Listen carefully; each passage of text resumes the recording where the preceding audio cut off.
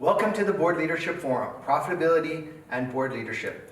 In this forum, we look at what board members are doing to drive profitability and revenue growth in their companies and what they're doing to beat the market. So when we look at an asset and it might have 800%, 1000%, 500% growth in terms of their net profit growth, in terms of their revenue growth, we will also see that there's various things that are happening at the board level to align the board and the management team, to be aligned on how resources are being allocated, to make those big tough decisions that allow for that and allow them to catapult their results forward. And so let me introduce your first speaker. He is a man who has sparred with multinational giants such as Apple and wrestled with Chinese dragons such as Huawei. He's watched iconic market cycles such as the rise and fall of Canadian tech giant BlackBerry. His professional journey starts in the ancient city of Cairo, where he attended the prestigious Cairo University with a Bachelor of Science, major in electronics and communications. He then joined Etisalat in 1977. He's gone on to be a member of the Board of Trustees of Khalifa University of Science, Technology and Research. He's been the chairman of the board of Thuraya Telecommunications. He's a board member of the Emirates Foundation of Youth Development, as well as former chairman of Higher Colleges and Technology. He was the chairman of RAC Properties, and he's currently the chairman of RAC Bank, and there still are a few others that we left out. So please welcome His Excellency, Mohamed Omran. If you are an investor, you will need to have a good telecom service in order to conduct your business, to make deals. And at that time, the written communication were using telex. I'm not sure whether some of your audience know what is telex. Telex were the mean of communication for business with a punch ribbon, and you have to punch word by word. Initially was only in English, but then later on we added Arabic as well. I tried to list all those issues in my book in order to document from one side and also to make aware how things change from the beginning until now. I have added in the book. In fact, I made the book in both Arabic and English in order to reach more audience. You know, we bilingual, so more audience could be reached with both languages. And with that one started the mobile, the internet. I do remember one thing which is very important, I believe, and it is important in management, is setting a vision, setting a strategy. And that was in early 90s. We gathered. By the way, we never had a one-man show. It was always teamwork. And I am very happy that I was part of a bigger team who worked very hard, and we were excited every day when we come to office. We were waiting to 7 o'clock to come to office, and we never leave until maybe late because we like that. So the vision was development is coming. This was in early 90s and is moving into two directions. One is internet and the other one mobile. So we focused how to develop UAE with those two in mind. And luckily that was correct vision, and we worked together in order to achieve that. But important, in order to do your or to achieve your vision, it is important to have, number one, strong leadership, and we had very good chairman and the Minister of Telecommunication. He was originally a businessman, so he was looking at it from a business. And we had a CEO for a majority of that period until I took over in 2004, who was very dedicated and very hardworking. And with that one also, they were government support and trust. The government were supporting us, providing us with whatever we want. And of course, at that time, there were no regulation, so the regulatory scheme was done within. Even when I used to meet with other Gulf operator, telecom operator, we know that every one of us as telecom operator in the Gulf competing with the other indirectly, because he want to meet his customer ambition, and we do have that one. So who will do it first? So who will fix the first mobile? Who will fix the first GSM? Who will fix the first 3G? Who will fix the fastest internet? This was the story. Of course, the story has a lot of details, as you mentioned, Sen, about Huawei, about Apple, about BlackBerry, about Ericsson, Nokia. We had connection with all players in telecom area. Okay, I think I'll stop here and would like to listen to your question and the interaction from you and from audience. Sorry. No, thank you. Thank you, Your Excellency. That was a great overview. I guess what we didn't mention is also there's a book that you've written called Milestones in Career and Life, which highlights, and I think when you're reading that, you really get put back, because I remember you were talking about how at Ras Al Khaimah, there was villages where the only way they could communicate, back in the day was through a radio, and the radio messages would be sent. And you talk about what a different environment it was, that people, would get stuck in the desert. There's no mobile phone. And actually some people, in fact, died getting stuck in what we would see as a much different time. And you talk about having to board at high school because the trip that now takes 5 minutes took 2 weeks when there wasn't any roads, and how you had to wait for low tide to drive down the beach because that was the only road at the time. It's really an interesting journey, and it really just states some thoughts in my mind about how society is developing. And some people say, most of the big civilizations or major cities in the world from antiquity, you could find them on the waterways because we used to communicate from boats. And now people are saying, well, that we're going to totally revolutionize the way cities are made, the way society is developing, because the way we communicate is totally different now. Of course, we don't have to wait for boats to arrive and so on to find out what's going on over the pond. So in your, in your opinion, how has Etisalat really been part of the development of the UAE? And how do you feel that this is really going to shape the way we develop as a society? You see, one of the important thing in telecom is connection. As you mentioned, it is exactly the using the roads or sea to connect. Initially, a long time ago, our people in the Gulf had more connection with people who are connected or who were having sea shores than the inland Arab country. For example, from here to Damascus, you have to go via Iraq, via desert. But from here to India, to Bombay, to Karachi, to Iran, to East Africa, going by boat. So that was much easier. The same thing in telecom in a different way. In telecom, you use satellite to connect, and that is very important, but also is having its own pluses and minuses, having its own cost and its own risk. With the other side is submarine cable. And we were lucky that, as I mentioned, with the support of the government, is to establish submarine cable. So if you look at the submarine cable maps of the world, you will see UAE as a hub there. We are connected with East and West. There were several cables connecting UAE with Iran, with Pakistan, with India, with Singapore, with Japan, up to the west coast of the United States.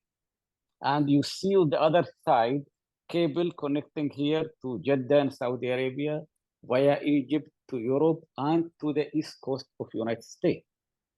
And that is very important to have both connection. I do remember during, I think, 2006, 2007, there were a big earthquake happened in the Mediterranean, and several submarine cables got cut there. And the Egyptian minister phoned me, said, we are cut from internet. And at that time, telecom is very important, and internet also was very important. So I told him, no problem, we can connect you via UAE to the west coast of the United States to connect. So this was, UAE became like a hub. Similar way, like now you see Emirates Airline is becoming a hub for the whole world almost. We were, and we still are the hub in that telecom area. So that is very important. There were a lot of development in that one, a lot of investment, but also you need support. You need support from the government, because for submarine cable, you need to have certain areas by the shore, no anchor area. So no ship come there and land their anchor, otherwise that will get cut. There were a lot, and also Etisalat established their own cable ships to lay and maintain. This was part of this. If we look at that, how this affected the development of UAE, of course, as I mentioned earlier, it is important for a businessman to have immediate telecom, whatever latest telecom. So we were always competing with ourselves when we established this kind of services. I do remember we had some discussion in the early stage of email. That why should we introduce email? Because telex are making money while email is much cheaper, or internet is free in one way, or almost near free. But that was very short vision. If you look at it from different angle, and that was one, and when in our discussion, that we are talking about much bigger view, much bigger connection, and also more income for us. Same for mobile services. UAE is again small, but that was very important to have a mobile. I do remember one case happened really to me. I know a friend, a businessman. I was in Abu Dhabi. So I told him, why not you take a mobile phone? At that time, the mobile were in the car, and they were supplied and maintained by Etisalat. So he said, I don't need. I go to Dubai several times, but I don't need. When I arrive to Dubai, if there is anything, I call office. Then luckily, I was able to convince him to take his mobile phone. Several months later on, he had some breakdown in his mobile. So he called me. He said, look, my mobile is broke. I cannot go to Dubai until you repair it. So you can see how you make people aware of their need and utilize it. And really, business people have benefited from that. And when business people benefit, then the whole economy benefit, and the country benefit. And this is why you see UAE now in a very good shape, partly because of that. I cannot say it's only telecom. There were many things: government regulation, encouragement, government investment, but one of the main elements is telecom. Right. And I think it's one thing to have a vision. You know, when we work with the CEOs and the boards, anybody, well, not anybody, but there's several people who can have a vision, but the rubber really hits the road when you execute, you bring that vision to life. And I think that's one of the things when I was reading the book was, you know, you guys had the guts to go and diversify into marine cabling, and you spent, I think you said like $100 million or something like that, which No, much more than that. more than that. Okay. So now we know if anyone's doing business with Etisalat, you can increase your fee, but I am not anymore there. I have retired more than 10 years ago now. Yes. Yeah. So we get the inside scoop. But you know, the board has to have the risk tolerance, has to have the ambition, has to have the drive to say, we're gonna go put down more than $100 million into this diversification, into this, because the ability to lay the cables actually help feed into the strategy to be the hub.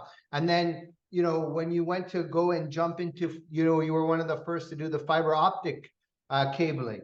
you know, you had to have the board to allocate the funds. So the board and the CEO has to be aligned on the vision. They have to execute the vision and strategy together. Can you talk a little bit about, you know, when you look at boards that make money, what is really the role in terms of value creation that the board plays in emancipating, in driving, and allowing the CEO to be able to execute and realize the vision? Thank you. It is important to have the board aligned with management. I have worked in several boards, and in areas where there were misalignment between board and management, the result always is not good. So in Etisalat in particular, as I mentioned earlier about the chairman we had, and the other board members, they were board members from the government and from private sector.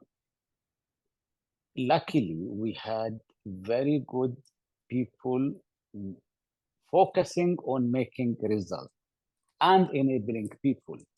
In fact, one of the issues which was, I am very happy that I participated in it, is developing Emiratis. Developing Emiratis to join Etisalat and to develop and take position within Etisalat. So for that one, for example, the board directed the management to build a college so we can develop more Emirati engineers to work for us with this new technology. And that's what we did at that time. Also, whenever we go to the board with a new idea, there were analysis and there were question and answer and discussion. But once they are convinced, they support it. And by the way, always there are cases which fail for one reason or another. There are always cases which fail. You see it at one time from the right angle, but then later on that angle changed, environment changed. The board never punished people for coming up with good ideas. They were encouraging them to come with good ideas, and when there are issues, they help them correct it. That was very important issue, I believe, within the career within Etisalat. We had several other chairmen after Mr. Mullah, who was our founding chairman for quite a long time.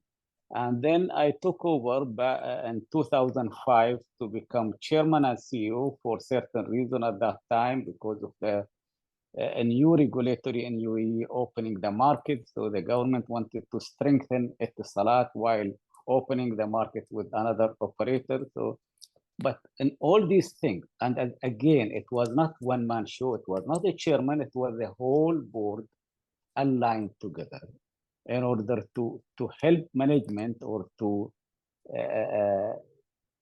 enable the management to achieve targeted. And always, every year, I remember in early days when I attended the board from part of the management, I say they are asking us too much.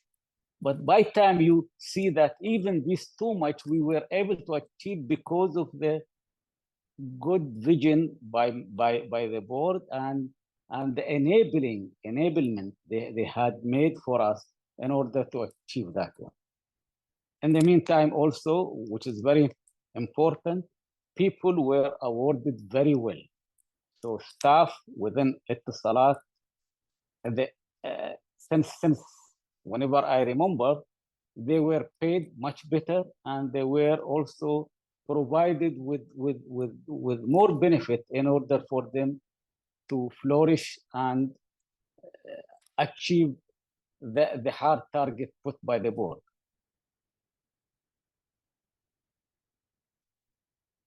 Sorry, we're having a bit of an issue here because I have 8 million questions in the chat box. Good. And have no idea who to pick. Angelo, you've been monitoring this. Is there someone you think we should go to? Or yes, I think Mr. Pardon?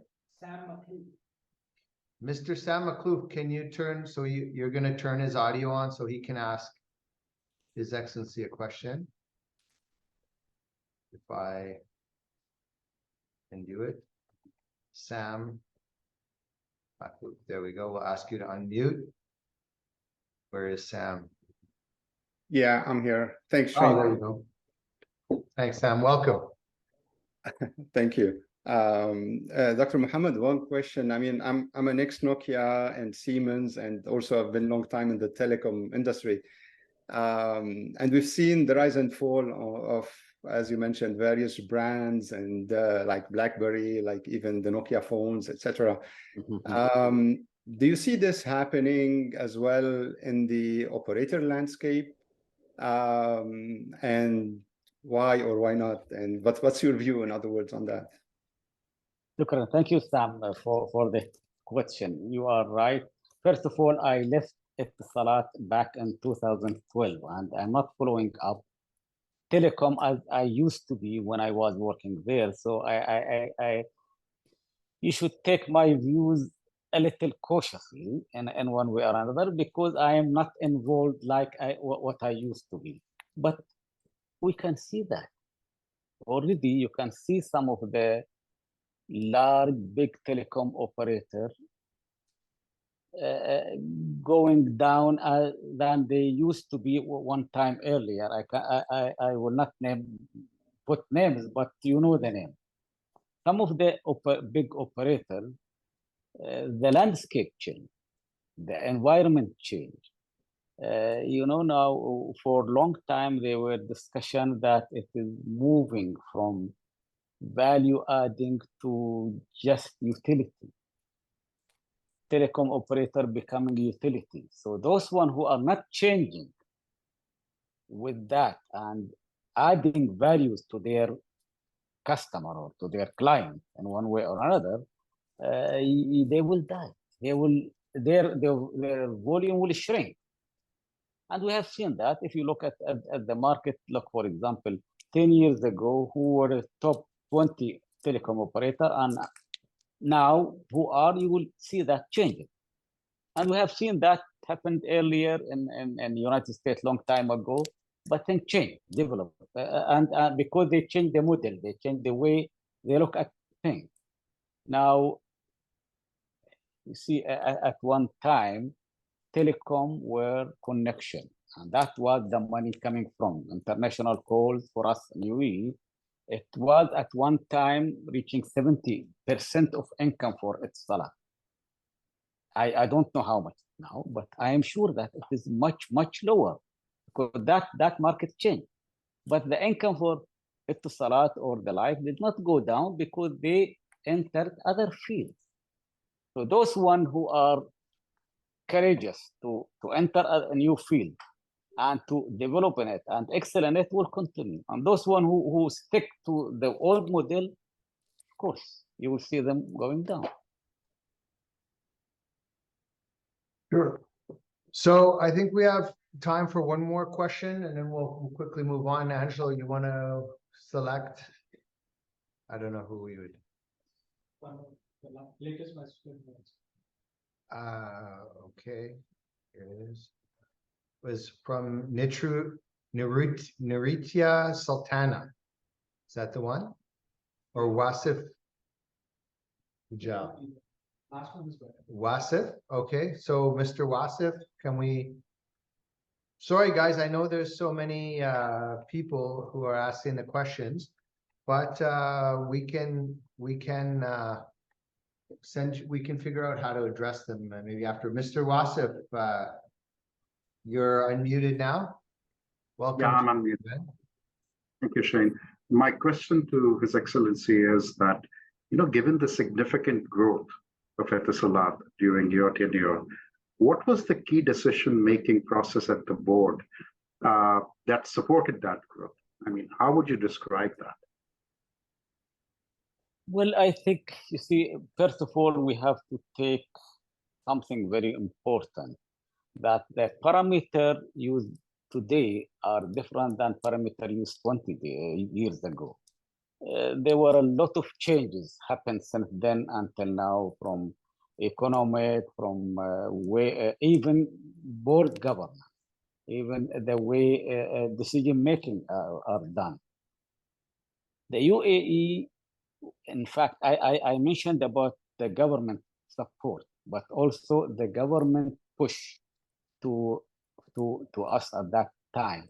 I remember at one day when the minister came to us and said, or the chairman he said, I have a direction from the government that you have to connect any settlement of 6 houses or more anywhere in UAE, being in desert, being in mountain, and we had a lot of small settlement of few houses up on the mountain or middle of desert.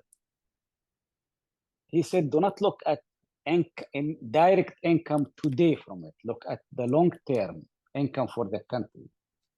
That was very important at that time, because if you are able to develop the whole country, the benefit become not only to you, to the whole economy. And that's why you see UAE developing in that way. So coming back to the question you are raising, it is understanding the requirement at the time when you take a decision and selecting the right parameter or right decision to support your vision. That is very important. And it is changing by time, but that is the situation. Hope I answered you. Yes, well, Your Excellency, thank you so much. I think we had quite a journey. It's a journey through, really, when you look at Etisalat and what you did, it's really the journey of the UAE. And some of the key takeaways that I had was that, you really were a first mover right from the get-go. So you were studying telecommunications when nobody was even talking about it. And then, you made an interesting point that at the beginning, telecom was really being held back by the technology. And now it's the reverse. Maybe we're running to catch up to the technology as it's taken off. And, as a search consultant, I know that when we see CVs like yours, they're worth their weight in gold because, your loyalty, your dedication, your commitment, you joined the company and you stayed with them through thick and thin. And so I think there's a big takeaway there in the importance of loyalty and commitment. You talked about the importance of vision and strategy and the ability to adopt the right technologies, and the fact that you loved your team and the camaraderie that you had and having a team that you guys liked working together. And some of the big developments you talked about was the internet, the mobile, laying the fiber optic cable, becoming a leader in marine cabling. And then also the support you had from the government, the support of the ministers and the support of the higher ups beyond the ministers, of course, also had a strong support and trust in your leadership and what you were doing, and the critical strategy of being a hub that really seems to cascade across all of Dubai's segments, from aviation to technology. And of course, you were one of the spearheads of this strategy, and the importance of having great people that delivered results. So a lot of takeaways. And I want to obviously thank you so much for taking the time. I don't know if you're able to stay on and listen to our next speaker, or I will. Yeah. Okay. I will. Great. I wanted just to mention one thing, Sam, before you move to the other. You talked about my books. I have made one book in both languages. This is the English one and the other one in Arabic, and I made them available to download free of charge on archive.net. So anyone accessing there, he can download them. And I think I'll share with you a link for download. Anyone who would like to download them free of charge are available, because important for people to learn from the experience and also benefit from that in order to develop. Thank you. Oh, that's very generous of you, Your Excellency, to give the books for free. I think it's a highly suggested read for anyone who has a passion for the region and wants to really look at, how we got where we are and what was the history, because so easily we forget what it was like and how this was built. So I think that's great. And maybe if you're going to stick around, maybe you can help me give our next speaker a hard time. Ask him some difficult questions as he tells us. Your next guest, well, let's first of all give a big round of applause for His Excellency. And of course, you can't hear them because they're muted, but there was clap going on. So your next speaker really is an amazing story, a man who just wouldn't give up. He's really a legend in the United Arab Emirates healthcare system. And he started his career, he attended the Johns Hopkins University for biomedical engineering.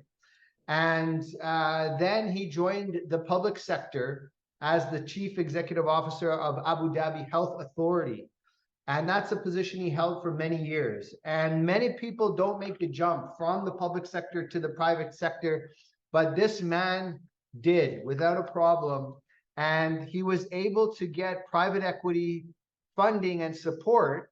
Not initially, he'll tell you a little bit about how difficult it was, to build a hospital from scratch and run it. And that's the role that he handled, that he leads today as chairman of Reem Hospital, and a corporate socially responsible business that's part of his community, and that has more than just the bottom line in terms of its contribution. It's an honor and to introduce to you Mr. Zaid Al Seksek to our forum. If Zaid is here, of course, that would also be good. Zaid, he's here. I can't see him though.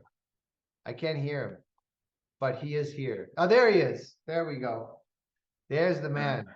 Hi, Shane. Thank you, and thank you, everyone. And I'd like to give my admiration to His Excellency, Mr. Omran. I really appreciated hearing a senior and show us the path to success. He's a legend in the UAE, and we all try to learn lessons from him. So I really appreciated the speaker. So thank you, Shane. I'd love to tell you a little bit about my story, maybe in way of background. Just to reiterate, I spent about 15 years in the government of Abu Dhabi. And as Shane said, I spent a few years in the post of the CEO role. And in that time, we did a lot of healthcare transformation in Abu Dhabi, where we used to all be under a more federal authority called the Ministry of Health. And then it was decided that we create a state authority, at which point we took over all the government hospitals in Abu Dhabi, and we started to bring in some international operators to help us manage better the healthcare facilities and to try and improve quality of care. And then we also started to create a new mechanism for health system financing, or for financing healthcare services, where we created a national health insurance company and a bylaw. And now that's become the way we do healthcare, or the way we fund healthcare in Abu Dhabi and the wider UAE. I left the government in 2015 to think that I could be an entrepreneur just by jumping ship. It failed the first year, but I decided to continue to try and thrive. What do you mean it failed the first year? So in the first year, the idea that I left with, the vision I had, was to create a healthcare fund. We're losing your audio. Can you hear it? Hello? Oh, there Can we you go. hear me? I think when you turn away, the mic has a sensitivity to it. Sorry. So I was just saying that in the first year, the idea and the vision was to create a healthcare fund where we would raise capital from investors, family offices, institutions, and to try and basically develop what I called a integrated healthcare network of hospitals and clinics. But it was proved to be a very difficult task to take people's money and to say we're going to develop something which in our way, or in our description, was a dream. We had to shift strategies after the fund idea didn't work, and we decided to actually raise capital to build a hospital, and that's a Reem Hospital, which is now existing and has been completely developed as a greenfield opportunity. So the challenge in such a kind of transition is to go from being a high-level government official to then, asking people for money, which is always a difficult task. And in our part of the world, raising that kind of capital is not always an easy task. And to promise people that you're going to deliver a project from scratch is further more challenging. And finally, and the more important part, is the ability to execute. And once you have the ability to take some of those funds, especially when the funds mostly come from institutions, and some institutions are very particular about how much they give and how much return they expect in return for their investment. It's a long journey, and it's a tough journey in terms of being able to deliver against those expectations, or as we say in the industry, the KPIs on the financial level. So I think, the story from our side, or my perspective, is really having the business, the vision, the strategy, and the business plan, but more importantly is the tenacity to continue to work against, the challenges. And if the business plan that you wrote on day one doesn't necessarily fold out, you need to have plan Bs and Cs and Ds in order to be able to cater for the expectation of your shareholders, in order to also be able to bridge between the gap that you have versus where you want to be. So a lot of lessons learned in that regard. And having done it in Abu Dhabi at a time when, there were quite a few providers, there was a big challenge as far as we were concerned in terms of being able to differentiate from the competition and being able to do something that we felt still had room for in the market as far as medical specialty is concerned, and or being able to attract the right kind of physicians and being able to serve the customer was something that's slightly more unique than other players. And I believe we've been able to do that, so much so that in less than 2 years, we were able to break even as a business, and now we're in profit. So we're a young institution. So from the day I raised capital to this day, we have been in this business for about 5.5 years, and 3 years of construction and about 2.5 years of operation. So Shane, I'm going to pause there. See, I mean, you're the goal, this is kind of the golden goose, like when we, as business people, dream of our success. Obviously, private equity injection is something that everybody salivates over. And most of us can't get the time of day with these private equity guys who won't take our calls or meet with us. But you are able to obviously get those meetings, and got their money. So, first of all, we salute you for that. And the second thing was, I think you had the guts and the courage, which a lot of people don't, to talk about some of the, places where you didn't succeed, or where sometimes life gives you a gut punch. I think you mentioned 6 or 7 times you were rejected from private equity groups. Can you tell us a little bit about that process? And how do you keep the resolve, the belief in yourself, the vision, the belief in the vision, the tenacity to stay steadfast on the path? Because it's so easy to just say, oh, I pitched it 7 times, which sounds like a lot. It's not going to fly. To say, no, I pitched it 7 times. They don't get it. This is going to fly. I just need to get the right audience and keep going. Is that genetically just how you were as a child? Or is this something where you're like, I have to build this hospital. I'm on a mission from, higher powers, and you're going to have to kill me to stop me. What's the mentality behind someone who does this feat? Thanks, Shane. That's a lot to discuss. I mean, look, we didn't just get 10 rejections. We got about 50 rejections. So we met over 200 investors in a period of about 12 months. And I would say 1 out of every 10 or thereabouts would say no. And multiple reasons on why people would not want to invest. Obviously, greenfields are very high risk investments, especially for private equity companies. But at the same time, first time private sector developers like ourselves, or project owners like ourselves, or sponsors, if you may, is always a challenge for most people to want to believe in that you have the ability and the tenacity to actually deliver a project and to actually be able to execute. On my side and on my partner's side, I think having that tenacity has really been focused on. From every meeting, we took some lessons learned.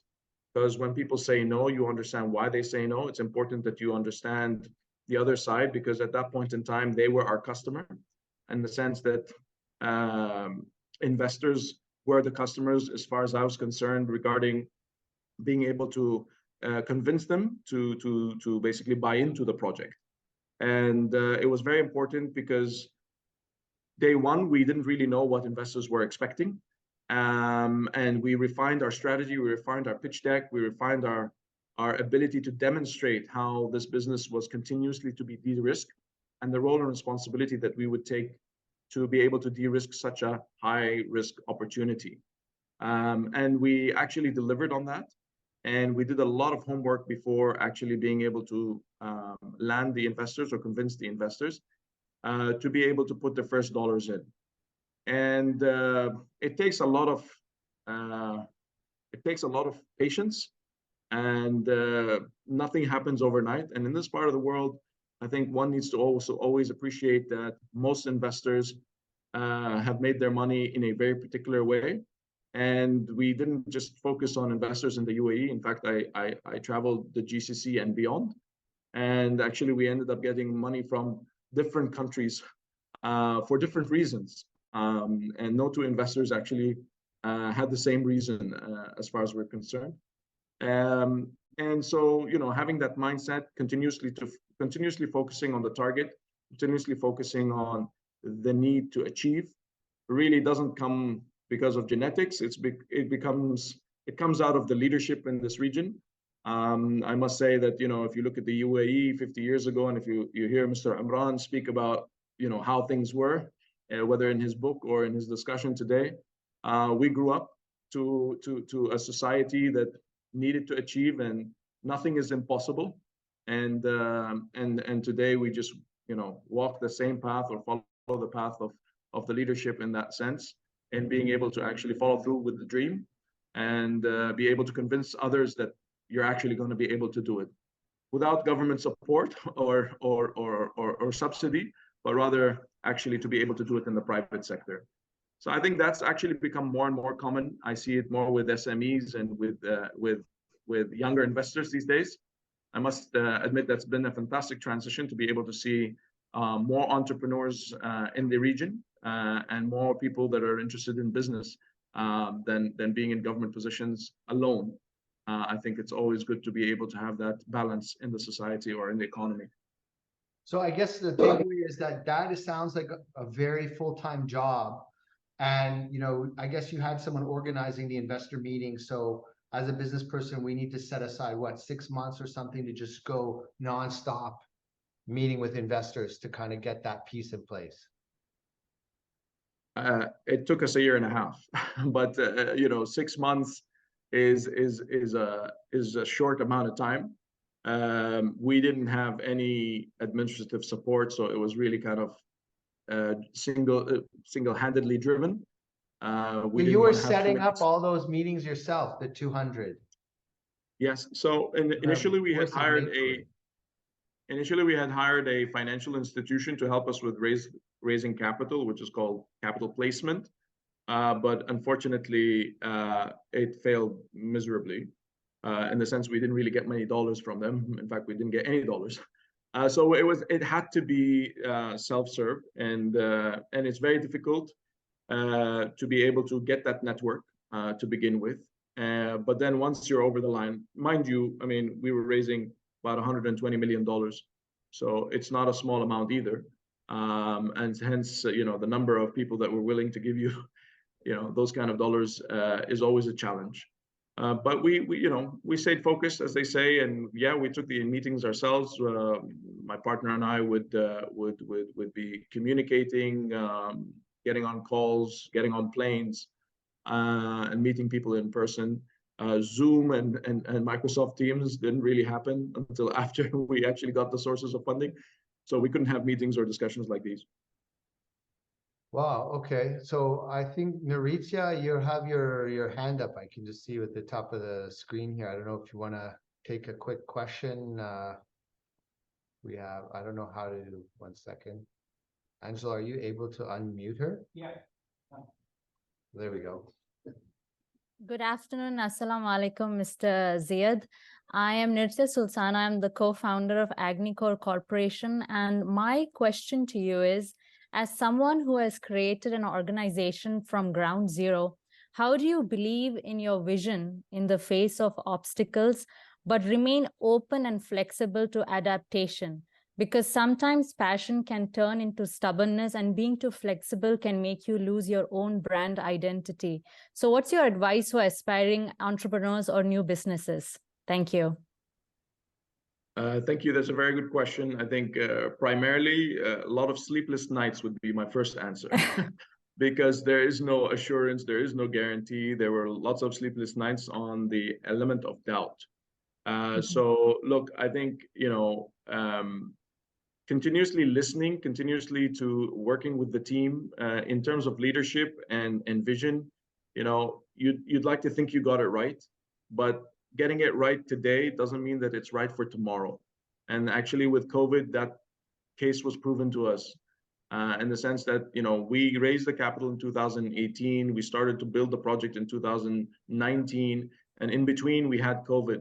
And that was a huge challenge, and we had to, what we call, pivot strategies. In the sense, we couldn't continue doing what we thought what we had initially planned to do. So, having the right team around you, having the flexibility, the autonomy to individuals is a key element of the success. There's never such a thing as a one-man show. The original vision is something that you want to continue to believe in, but you can also shift the vision and pivot the vision and then go back to the original plan if the times and the situation and the economic levers allow for that. But in a greenfield opportunity, you don't know what tomorrow has in store for you. It's a very different element than to join an existing organization that may or may not be stable and look for a turnaround situation. In a greenfield, there are multiple turnarounds within a short period of time. So selecting that right team and being able to kind of surround yourself with a group that has the ability to continue to think. And obviously the group will always look up to leadership in terms of, their patience, their confidence.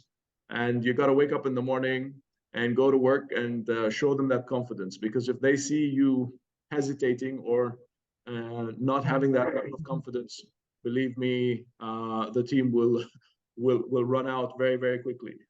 So throughout the process, I think having the confidence, having the patience, and always having a plan B and C, because you never know what you're going to be up against. Great. Thank you so much. Thank you. So, Mr. Zaid, so as a chairman, obviously you're responsible for the vision, you're responsible for the strategy, but you're also a founder. So now you're actually in construction. So I don't know what can be more hands-on than a construction piece. How do you make that separation of, as a chairman, where do you kind of draw the line that, hey, I'm not going to dip this far down? I have some chairmen who actually walk the construction site. I don't want to name their names, but very well-known people in the UAE landscape in real estate, for example. You have some of the big founders of JW Marriott or the Four Seasons Hotel, where they, as the chairman and founders, they actually stay in the hotels and walk the kitchens, etc. So how do you see those lines between vision, strategy, and execution?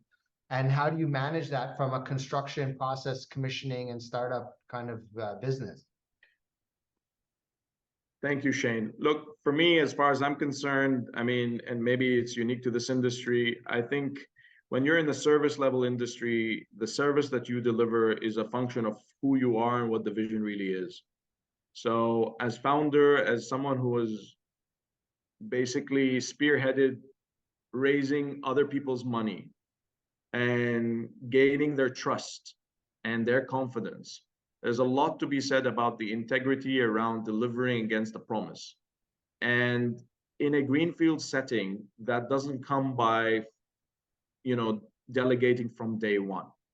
The level of involvement is high, and that's why I call it a maturing process. Now, it's high and ought to wane off over time, because there needs to be an independent management team. There needs to be an independent, autonomous group that can deliver for what they were hired to do. But there is also a lot of hand-holding in a greenfield setting, which is required from construction to delivery of the project to starting the service quality to improving that reputation from being a no brand to creating a brand for yourself. And that brand is associated with actually who you are as a visionary. If it's something that you see yourself being associated with, you should be proud of the organization. You should be a customer that's willing to take it on. It's no different to any other service business where you have a certain level of minimum expectation. Why should it be any different for any other customer? So thinking about the customer, being the chairman that leads the vision and passes the communication down to his management team around this is what we should expect, this is the minimum what we require, is a maturing process. That being said, I think one thing that I've also learned around in delivering this project is not all people have the right skill set for the right timeline of the project maturity, i.e., some people are excellent at project delivery or project management, and other people are much more comfortable and much more capable in terms of running existing operations.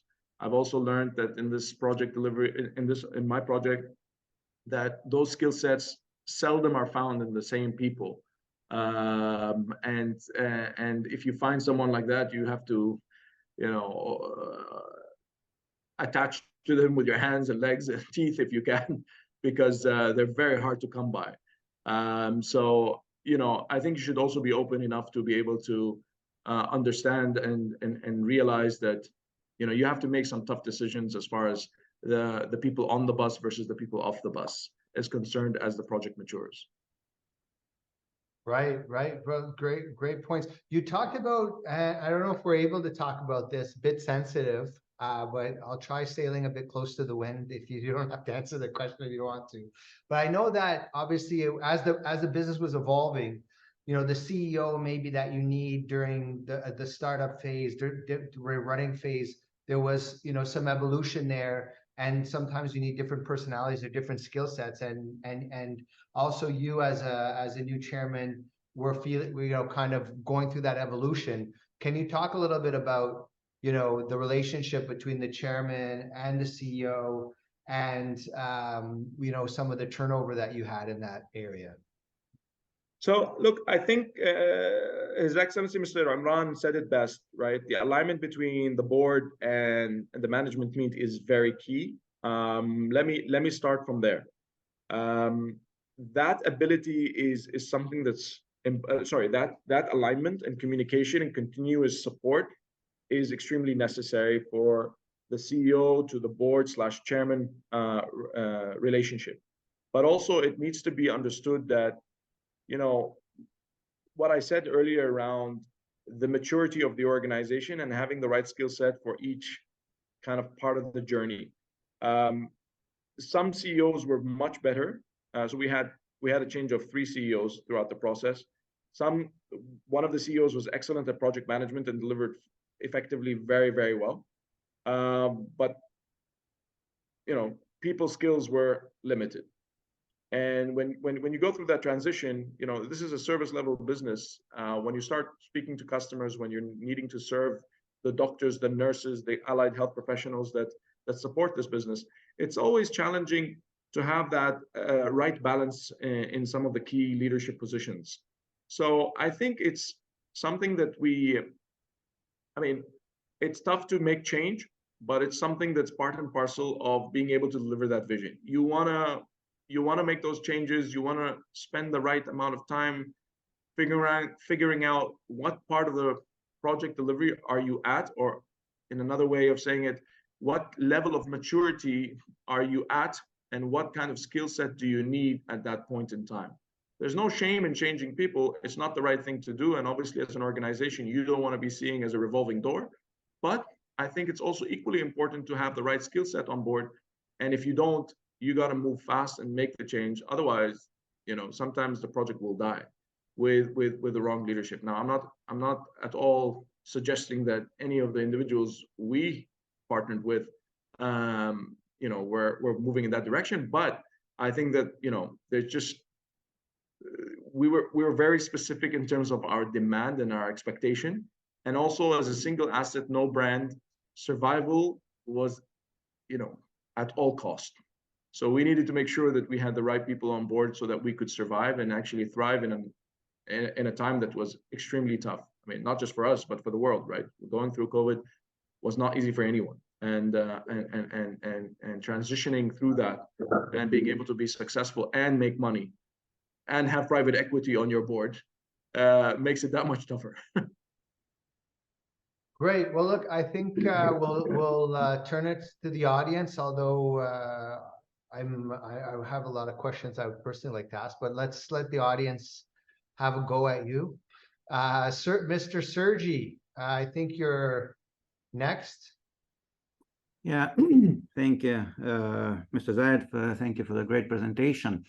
Actually, I'll try to follow up from two previous questions. How did you feel personally yourself being converted from high-positioned, high-paid government officer, you're all set, you have bright future, to that person that's running about these funds, begging for money, praying, they are rejecting you, that you correctly said. So what was your personal feeling? So I'm in the very shoes like you right now, and I'm really painful. So what was your feelings? Sir, it was the most humbling experience probably I'll have to go through. It was a very painful exercise. You're absolutely right. I left from a position of effectively undersecretary, which in our country is one level below a minister, to go out to investors and getting rejected many, many times. And unfortunately, the investment appetite in our part of the world sometimes by certain groups is perceived more like as if you're begging for money. So going from being a high-profile individual with HE in front of your name to being almost discounted or not being responded to is a very difficult task for whoever it may be. I just think that having the humbleness and again the patience and just keeping your eye on the target is what gets anyone through, and that's what got us through, because we continue to believe. We continue to believe that there's somebody got to be out there that's gonna understand our story, believe our story, and actually support us on this story. So my humble advice to you is, I've been through it. It's tough. It took over 18 months before we got through. Make sure you have a little bit of savings, and make sure your family understand, because on a personal level, you need to explain it to the family first why you're dragging them through this. And at the end of the day, I think all will come through. Now, they say 1 out of every 10 new ventures fail. Sorry, 1 out of every 10 ventures succeed. Alhamdulillah, I think, we got to be part of that 10%. So before we move on to the next speaker, I don't know if you want to show Mr. Zaid a picture or anything of the hospital. I don't know, maybe I should have had one on my side, but because I know that when you visit the facility, it's a large facility and it's quite impressive. I don't know if you wanted to show them, and of course, it's a leading hospital in women and children's rehabilitation. Is that correct? So, orthopedics, neurology, women and children, and rehabilitation. I do not have a picture handy, but okay. We can send it out when we mail out the recording. If you have probably maybe something from your media team that's been approved by Corp Comms or whatever, when we send the recording, we can send it out. But I wanted to thank you. We had some great takeaways. I think your story is so inspirational, really, and you know the courage that you've had, and I think the rest of the audience picking up on going from an HE to, I mean, as you said, I think it was a bit of dramatic flair when you said begging for money, but it definitely creates the image of the challenges you went through. And that first you created a healthcare fund, but you didn't give up. You created the hospital. I think that moral of the story is never give up, believe in yourself, and the ability to execute.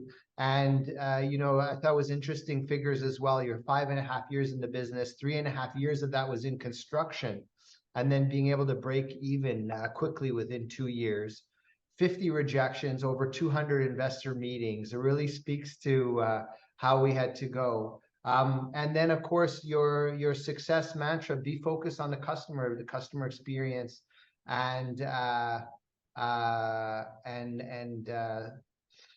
your ability to lead, keep the strategy alive, keep the customer in focus, and really kind of survive that evolution as you went from, you know, maybe something that was more project management oriented into something that's much more people and leadership oriented, as you kind of stride forward. You know, really hats off to you, and I know there's so much more there. You're more than welcome to stay and maybe give our other speakers a hard time. But thank you. I want to just give them a big round of applause, folks, and thank you so much. Thank you. Thank you, everyone. Thanks for listening. Thank you also for having, it's very rare to hear someone talk about where they failed. So I just always commend you on that. And that, you know, and that's really a testament, because you want us to learn, and you want us to be successful, which is always the hallmark of successful people, is their dedication to helping others succeed, which I think you exude. So thanks again. Your next speaker is a lady who is very well known. She has an MBA in Global Leadership and Management from the United Arab Emirates University. She has also attended Harvard Business School, London Business School, University of California at Berkeley, Singularity University, and Hakama Institute for Corporate Governance. She serves on several boards, including Mohammed bin Rashid School of Government, as well as the Harvard Business School MENA Advisory Board, the Al Ansari Financial Services, as well as Zand Digital Bank, Al Masraf Bank, and Etihad International Investments. She is one of the few people who straddles both, well, numerous board positions, but she is also the CEO of Etihad Credit Insurance. So please welcome Her Excellency, Mrs. Raja Al Mazruri. And I think we need to put the spotlight on her to bring her to the forefront. There we go. Thank you so much. So nice to see you. You're glowing. You're looking great. So thanks so much for joining us today. Thank you, Shane, and thank you for having me. It's my pleasure. You're so humble and you know, easygoing when you talk to, but it really, when you read out all the board roles and the responsibilities you have, you're really superhuman. You know how much responsibility you have with all these positions. On top, you know, a regular person would just have those board roles, that would be enough. But on top of it, you're the CEO of ECI. Well, Shane, I'm really grateful for the opportunity to be able to contribute to different aspects in life, whether it's the government, the private sector, or education, really trying to create impact where possible, and also passing on the knowledge and experience for generations to come, because this is a very unique domain, especially for women, I would say. We had to learn on our own and, you know, figure it out. And once someone finds the path, it's great to share it with everyone else so that we have more representation. Yes. Yeah. Well, it's great. And this is a panel discussion. So we have joining us, you're being joined by a man who's claimed as the king of FMCG and the food industries. He's a graduate of the École Supérieure de Mans, France. He started his career with the inventor of brand management, Procter & Gamble. He then worked at PepsiCo as a general manager. He then joined the world's largest edible oil company, Savola Foods, as a divisional CEO, and then worked at Saudi Mohammed Yusuf Nagy Group, as well as Construction Products Group. He then joined Americana Foods as MENA CEO, before joining his current role as Saudi Al Uthman Holding as managing director. His board roles include a board member of Takween, a board member at Nada Dairy and Foods, board member at Taziz Metal Industries, a board member at Morocco Dislog Group, and a board member at Morocco Building Logistics Group. Please welcome Mr. Zuhair Al Udgiri. to the forum. And the reason why I have you two is that both of you are on multiple boards and also in an operating executive role as CEO or MD. Kind of feel that these titles are the same. Here he is, Mr. Zuhair. Welcome. Please, let's give our speakers a round of applause. Thank you. Thank you very much. Thank you. It's an honor to be with Raja in the same panel. Yes, thank you. We had Mr. Shankar who was supposed to join us, but Shankar, most unfortunately, due to business, he wasn't able to make it. I think he's in the air right now, but hopefully we can have him next time. And I guess the purpose of bringing your personalities is that there's always this gap between vision and execution. And honestly, when I'm doing my job as a search consultant, it's almost like they're passing it around like a hot potato. So the board is saying, the CEO has to come with the vision, and the CEO is saying, the board needs to come with the vision, and you guys are board members and CEO. So I don't know which one of you wants to tackle it first, but who's responsible for the vision, and where do you see that line? Where does the baton get passed from board to CEO and responsible for the vision of the company? Should we go with the ladies first? Maybe Mrs. Yeah, definitely ladies first. Like you're ready to for action. She has an answer. Please. Thank you, Shane. So I believe that the vision definitely should start with the board, and I think it would be great for the chief executive to be part of that journey if he was there, because usually the board sets the vision and the model of operating the institution, and then the executive actually delivers on that vision, but he should definitely be part of it if possible. In some cases, you set the vision and then you start searching for the right candidate and try to match him on the execution plan of the board. But in many cases, you realize, regardless of how many candidates you interview, they will really understand the vision through the interaction with the board, by understanding what does this vision mean for the board members or the shareholders who are representing the interest of the parties that put this institution together. So I would say definitely starts with the board. Many cases, the executive is actually part of that conversation, but if he's not there, it's the board's responsibility to make sure that the executive believes in the mission, and the vision is part of the vision and able to execute and constantly in alignment with the board. There are two elements building on what Raja said that have to be critically looked at. One, the vision, and the second is the strategy. Definitely the vision shall start with the board, and the board has to find a top CEO that have the capabilities and is buying passionately onto that vision. But then the minute you want to move from vision to strategy, I do believe that the CEO and his CXO team has to play a major role on defining it, bringing it to the board, and having a jointly aligned strategy that then can go and be rolled out. So yes, vision starts with the board, but then you'll have to find the right CEO that fits to it. Otherwise, it will be a misfit. And then after 18, 24 months, you'll have to change again. And then ask him with his CXOs to come with the strategy and work on it with the board. Right. And so, Zuhair, I think you are a bit more hands-on as a board member. I remember you telling me that you go as far as sitting on the executive committee, which is, pretty operationally involved. Can you tell us about your I join boards only where I can add value. And with my 33 years experience managing companies of different sizes, I mean, in Savola, it was $3 billion.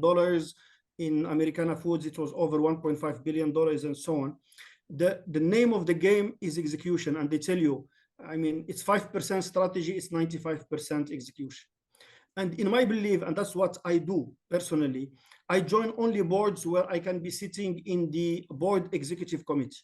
The board executive committee doesn't manage the business. The board executive committee doesn't execute. The CEO and his team are the ones that execute. But the board executive committee, which usually has 1 or 2 board members, independent board members, plus the CEO and the CFO, sometimes the COO, depending on the kind of businesses, set in the strategy KPIs and ensures on a monthly basis that those KPIs and the projects and major initiatives are being handed on, and if there is a need of escalation to the board for decision. So the CEO and his team call the shot, but there is an overseeing board committee that ensures that those initiatives are running at the right pace and ensures that the escalation to the board for decision is done on timely manner. And we don't wait every 3 or 4 months for the board to meet to make decisions that will spearhead the business and move it at the right pace. Your Excellency, Raj, what do you feel that boards should do to close the gap between the management and the board in terms of vision and strategy? I think this is a personal passion of yours, I think, in terms of closing that you've been very effective at dealing with as well. So I first of all agree with Zuhair, where joining boards should be really where you can contribute and add value. And the most important one is really building that alignment between the vision and strategy and execution. And usually as board members, you're not involved in the operations, you're not involved in the executive decisions. However, you are responsible for laying down the foundation and rules of engagement with the operational teams to execute. And there are a lot of challenges in those engagements. So I am very much like Zuhair in few of the boards. I'm in the executive committee. I have a direct relationship with the chief executive, and the CXOs have direct access to me because of the different committees. However, being aligned with the vision is really important. And from my personal experience that I would like to share, I've joined few boards in few years, but with Etisalat Credit Insurance in particular, I joined the board in 2021 as an independent director. And then in 2022, I was asked to become a managing director of the company. And then in May 2023, I became the CEO. So it is the reverse journey of growth only for Etisalat Credit Insurance. And I can tell you it is the most company where I feel that I understand exactly what the board wants, because I sat at that seat for more than a year. I understand how they think, I understand their priorities, and I'm able to communicate that to my CXO team and make sure that the business is reporting the numbers, the initiatives, and the impact that really matter to the board, while some of the executives get lost in the details or get stuck in the operations and miss out on the bigger picture. So it's really that understanding and alignment with the board members that will enable the chief executive to deliver. I used to be approached by the chief executives in the different boards. They would call me for a meeting just for guidance and so forth. And in the beginning, I was trying not to give my personal view because I don't want to influence their view or strategy or thinking. But now I realize that it's really important and it's an obligation on me to give that time to that executive so that he understands how I think, because I believe that as he approached me, he would be approaching all the other board members to just make sure that synchronization and that alignment is in place. So keeping that constant relationship, keeping that feedback, meeting for a cup of coffee, just checking in every once in a while will facilitate to clarify a lot of the gray areas that evolve over the constant operation of the business. Sure. Zuhair, what's your thoughts on that? I fully agree with Raj. I mean, at the end of the day, you have to be available for the CEO and the CXOs when they come to you, because when they come to you for help and support. You have to ensure that it's not a political game. So they are not kind of trying to get support behind decisions. In the contrary, you give your views, you give your inputs in line with whatever is being discussed at the board. And you are there there to ensure that they get whatever they need. Very important. You see, at the end of the day, it all boils down to people. If you have the right CEO, he will hire the right CXO. he will have the right connection and discussions with the board, and he will deliver the result. If you don't have the right CEO and CXOs around, you can do whatever. You can have the best strategy in the world, the best mission and vision, numbers will not come. And that synchronization, like Raja said, between the vision, the strategy, and the operational execution is critical. So how far down should the board be involved? So obviously one of the core responsibilities of the board is the selection of the CEO, succession planning for the CEO. But then what about the CXOs below? Should the board be involved with the rest of the CXO team? Or how far in should they dip in terms of their span of control? Should they go as far as C-2, or is it the CEO and the C-suite that should have the fingerprint of the board on for selection?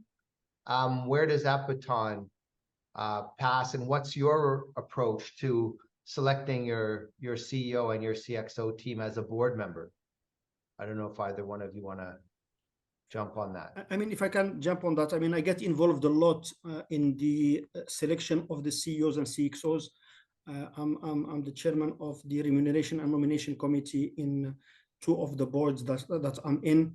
It's very fundamental and important that the CEO is fully aligned with the board and with the vision, and accordingly the involvement of the board, starting by the Nomination and Remuneration Committee first, and then the board in its totality is important. I mean, even if there are only 3 people in the Nomination and Remuneration Committee, I ensure that the CEO candidate is met by every single one of the total board and get their feedback and input, because this is the most critical function. When it comes to CXOs, the critical ones, I mean, if it's multi-CXOs that have the CXO title just for the sake of having the CXO title, that's a different story. But there are, I mean, if you have, I mean, a CFO, if you have a COO, if you have some critical functions, definitely the board has to be involved in their selection and hiring to ensure that the team around the CEO are there to deliver. I will not go into N-2. I think if you cannot trust the CEO with his N-2, then you have the wrong CEO in the seat. That will be my view. So Zuhair, I agree with you. I believe for the chief executive, he has to be met by all of the board members, although sometimes it's challenging, especially if it's a board that represents 2 different parties, then it will be very challenging to find the right candidate that will strike the right balance between the interests of the multiple shareholders.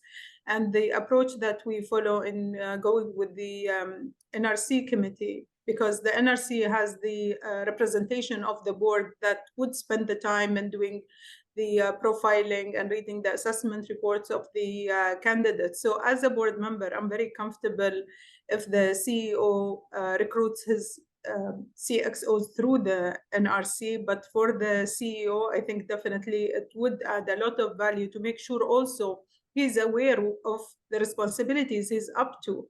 And usually those won't be very clear while meeting 1 or 2 or 3 of the 6 or 7 board members that you have. So to ensure the alignment with the vision and the expectations, that would definitely lie with the board. For the CXOs, I believe that's NRC minus N-2, definitely with the CEO, because at that level, you know, he should have the power, the authority, and the judgment and the right team to support him to select the team that will make him succeed. Fully aligned, fully aligned. So we have a surprise guest here joining the panel. Probably should have told you 2 about that before, but it's the last minute because Shankar dropped out. So, you know, in the Middle East, we never give up. We keep coming, and that's how our region is. So that's how we are. And this man, let me introduce him, and he's going to join our panel here. When he goes in the wilderness, mosquitoes will not bite him out of respect. When he goes swimming, dolphins magically appear in the water. He is a man who is known as a .com guru, and he started his professional development though as a nuclear physicist at a school. It's okay, you might have heard of it, Imperial College of London. But being an Iraqi as a nuclear physicist was not a promising career path. So he got snatched up by an investment banking, the high street of London. We won't hold that against him. He joined Merrill Lynch and then worked at Schroders before the entrepreneurial bug hit this man with a vengeance. And he started a brand you all know, Zawiya.com, which he then became founder. He rose up to vice chairman and then actually sold it for a handsome profit, of which I'm not allowed to disclose the figure, but maybe you can ratchet it out of him. Of course, he's gone on to do many other things, and he doesn't like talking about Zawiya.com that much anymore because he founded Laymoon.com. Then he started Honeybee Tech Ventures. He's a board member on several companies, the chairman of You Got a Gift. He's a board member at Tabby. He's a board member at Mersul, and his current role as general partner at STV. Please welcome the one, the only Mr. Ihsan Jawad. Welcome, Ihsan. Thank you, Jane. Thank Pleasure, you for pleasure. this very modest introduction. What can I say? Yeah, I was a little understated, so sorry about that. But maybe next time I can put a little more punch into it. Thank you. Very pleased to join the panel, and it's a pleasure to be here. So I think Ihsan, you're a venture capitalist, one of the few rare breeds. We don't get a glimpse of a VC very often out here in the Middle East, so you're one of the few. And your board role might be a bit different than, I guess, maybe Her Excellency's, where her organizations are like quite large. How involved are you in the selection of? You're saying we don't select the CEO because your CEO. We had that discussion. So Ihsan is CEO is usually the founder, so you can't really replace him. That's not really a dialogue that you want to have, right? Yeah. Yeah, look, I mean, obviously, the central thesis of venture capital investing is we invested in founders, strong founders, very motivated founders who can lead their companies from very early stage to hopefully become large enterprises. And in fact, the biggest thing in differentiating between one of the biggest things in differentiating between good VC outfits and not so good is the ability to select those founders to start with. So yeah, it's the discussion on CEO successions and so forth is a very sensitive thing in the startups that I'm on the board of, or in generally in most startups. Absolutely. So, and it's interesting. So you're on the other end of the spectrum where, in Her Excellency's position and maybe Zuhair's, they're creating the vision at the board. You now, it's kind of like the tail wagging the dog because your founder is obviously the visionary, and that's why. So where does the role sit now as a board member? So the CEO is really managing the vision and strategy. What's your role then? Yeah, look, absolutely. So we buy into the vision of the founder and the CEO and his team. That's critical. It's their vision.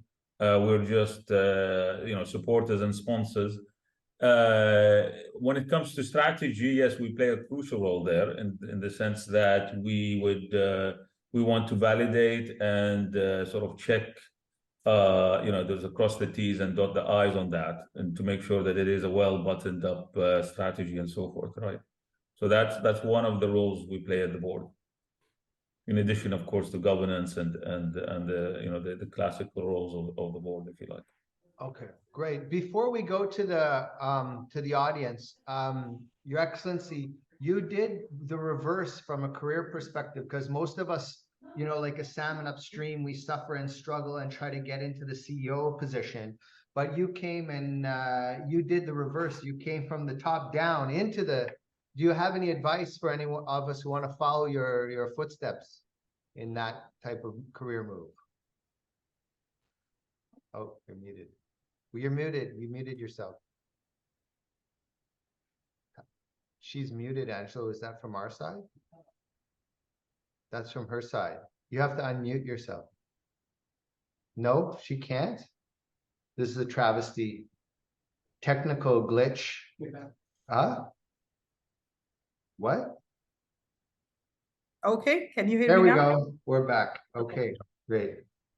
So honestly, Shane, I would love to figure that out and share that advice. But I think what I have realized personally when I decided to leave my last role with the DIFC was I grew outside the organization much more than within the organization, because I was at the almost the top of the roles, one of the top roles within the organization. I was reporting to the CEO, and really the only opportunity for me to become a CEO was to, replace him or find another entity.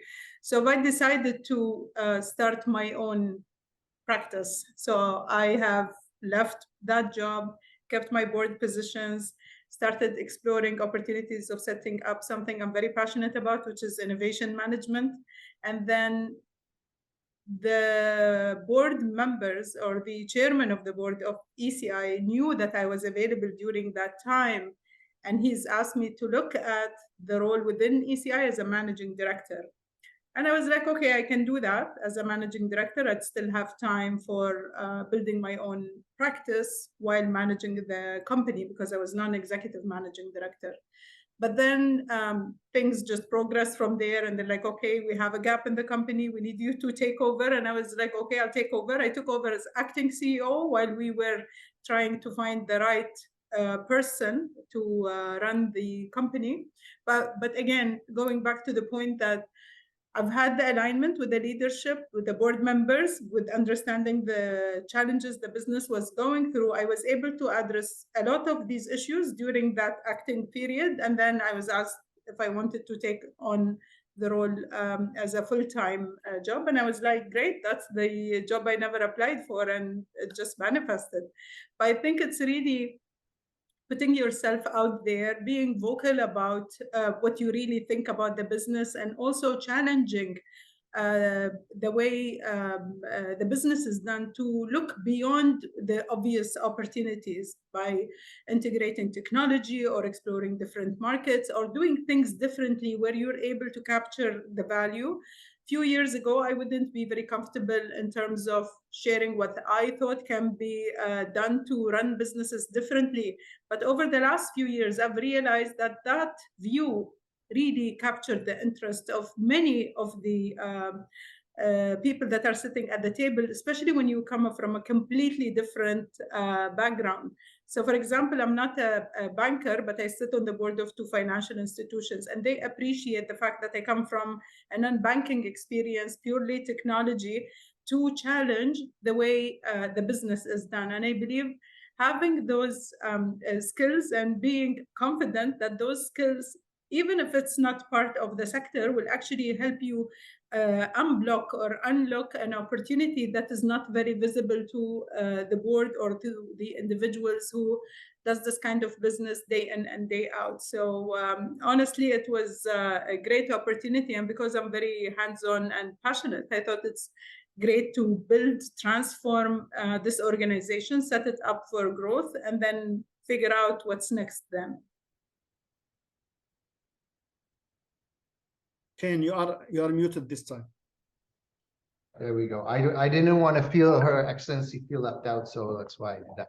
But basically, are you on the other end of the spectrum of Ihsan, where succession of the CEO is a no-fly zone, or is it a real mandatory KPI of the board that they should be held to? That we really need to be developing the next generation of leaders. We need to be developing the next CEO.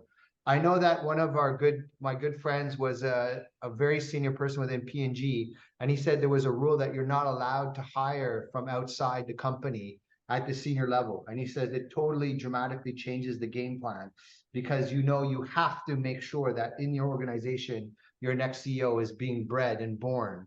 But I find it as a muted dialogue. I've rarely gone to a company and they have a strong CEO succession program, aside from Aramco or these giants. What are your thoughts? Is that a second thought for the board, or is this something that's a main priority for you? So Shane, if you allow me, I think it is the most important matter for the board, because we spend 6 to 12 months trying to find a CEO. And then by the time this person is integrated within the company and he takes over the operation and starts to build the team, you immediately need to save time and prepare the second generation. And because if anything happens, you realize that you don't have successor in any of the key critical roles. And even if you decide to invest in those individuals, but it's too late. So I think it's one of the priorities for the board is to always look at succession planning. We hear about succession planning at all board meetings, but the actions towards succession planning, the timelines, the readiness of the second line of leadership always takes much longer than expected. I've realized in one of my conversations that the second line of leadership in certain sectors were already ready to retire, because the leadership rotation in terms of CEOs does not happen at a timely manner. So now the leadership is going to invest in the third layer of leaders to prepare the second line. And I think that's very important to keep in mind, because if those individuals are doing the same thing for tens of years and there are no growth opportunities within those organizations, the only way for you to mitigate this problem is to prepare the third generation and also create opportunities for the second generation who are really. And I was there, by the way. I was stuck. I was thinking, what am I going to do? What is the growth plan for me? I love the organization, I love the business, and I love everything that I do. But I understand that there was no way for me, or maybe it would have taken much longer for me to take on that role. So I took a personal choice of leaving the organization at the greatest terms and relationship and at the peak of my success, and start looking for something else. But my philosophy in life, I always say, you have to make yourself redundant by preparing your team to take on your role. So you prepare yourself for something that is bigger. Zuhair, what are your thoughts? I mean, like Raja said, I mean, the appointment of the CEO and his succession is of paramount importance. You miss this job and you miss the whole thing. And while I understand, I appreciate that some organizations have this must be promotion from within. I mean, I started my career for 5 years, 33 years ago in Procter & Gamble. Even Procter & Gamble now are changing their mind. Even themselves are finding out that that's perhaps too narrow of a jacket to wear in a market and in a world which is changing dramatically. So while you have to ensure that you keep a very close look to the CXOs and ideally have one of them having the possibility to go one level higher, you have to keep all the time in mind that there is a risk that your CEO jump the ship and then somebody else take over. And that's why the remuneration and the alignment of the reward of the CEO with the objectives of the board and of the organization is very fundamental. It's very important that he is rewarded in a way that keep him excited and ensures that the results are coming. Then you stand little chance to lose him. And then if the issue becomes like what Raja said, that even the CXOs become an issue in terms of succession, then the NRC first and then the board in its totality has to go one level below and ensures that proper succession is done across the board, even one level below. Right. Well, let's open a question for you before you open to questions. Question for me. Yes, please. Yes. Oh. What do you think is the right average tenure of a CEO? The correct average tenure of a CEO? For us in executive search, it would be 10 plus years, because what we want to see is what's really for us is the strategic cycle. So from the time that you have an idea to the time that you start to execute it, to you course correct it and you reach profitability, it's about a 5-year cycle. So generally, we want to see a CEO who's managed at least 1 or 2 strategic cycles before moving on. Now, if he has, over 10, We know also then, like say, for example, he has 15 years in one company. This is also good, but we also know that that CEO also will have less cultural agility. So when they come into a new organization, they would have only known one culture for 15 years. They're going to have trouble adjusting their operating style. So there's always never a perfect answer, but that's generally what we look for. If the CEO has, starts to have less than 10 years, we start to get concerned. If he has less than 5 years, then we won't touch. If the candidate has never managed a full strategic cycle, then we will not touch them as a search firm. I don't know if that echoes what you're thinking or. Makes sense. Very interesting. Ihsan, I don't know if you. Okay, so. No. Well. Okay, so let's move on to Mohamed Al-Qasim. I think Angelo, who is the person? Yeah, Mohamed Al-Qasim. Welcome. As a question. Welcome. Thank you for coming, Mohamed. Thank you very much, Shane, and thank you for all our guests, Raja and Zuhair and Ihsan. I have only one question for all. I feel in all times that the CEOs have a problem or dislike CFOs. Can you display or try to tell me exactly why? What? Sorry, what was the question? You have CEOs who are thinking like CFOs or what? What was the question? No. CEOs always dislike or have a problem with CFOs. Have a problem with CFOs. Always. I don't think that this is the case all the time. Usually the ones that have issues with CFOs are the ones who sometimes are not very comfortable with financials and numbers, and also the ones who don't want to have some independence within their CXOs, because the most independent CXO who has the more relationship with the board is usually the CFO, through the audit committee, through the executive committee of the board. And accordingly, he has a very high, I will say, contact with many board members. So the CEOs who are not very financials averse and who don't like that the CXOs have too much contact with the boards are the ones that will have that issue.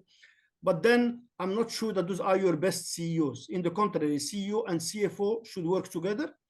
The CEOs who are successful, who are the ones who consider their CFOs as their partners and partners in everything. Because at the end of the day, it all boils down to how much money you make. Nobody is in the glory of making revenue or of making else. Everybody is in the business of making sustainable profit, ensuring that all the stakeholders, community, consumers, customers, employees are happy, and the EBITDA and the net income comes at the end of the month and the end of the year to the numbers. And that's where the partnership between the CEO and CFO are of paramount importance. So I mean, he said to all, so I'll chime in if you guys don't mind, although I shouldn't as the host, but from an executive search perspective, one of the things we ask in an interview is, when's the last time you got in a fight with your CFO?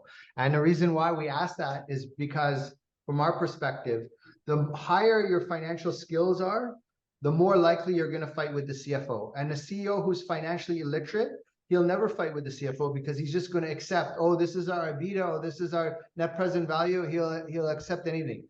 So if your CEO is a CPA and a CFA and an MBA, they're going to be at each other quite a bit, and that's a sign. The more alike two people are, the more they're going to usually have a conflict. That's my opinion. Let me turn it over to Ihsan. What do you look for as a board member in a board member who wants to exit with a nice multiple? What do you think is the right mix of relationship to really optimize that profitability? Do you want to see conflict in there? Do you want to see harmony? Let us know, Ihsan. Yeah, is that are you talking about the same question, the CEO-CFO relationship, or? Yeah, he said, well, I just put it a little twist on it, like. Yeah, no, I get it. Yes, I get it. It's the same thing. He said, why do they always fight? And I'm just saying, I think there should always be a good tension between the CEO and the CFO. And I agree with you, Shane, that that's a good question to ask candidates. When was the last time you had fights? There should always be a good tension, and I think that's healthy because, the CEO usually, as I said, owns the vision, is forward-looking, his head is in the cloud. He wants to take the company somewhere, and yet the CFO's main role is, risk management, budgeting, keeping your legs on the ground.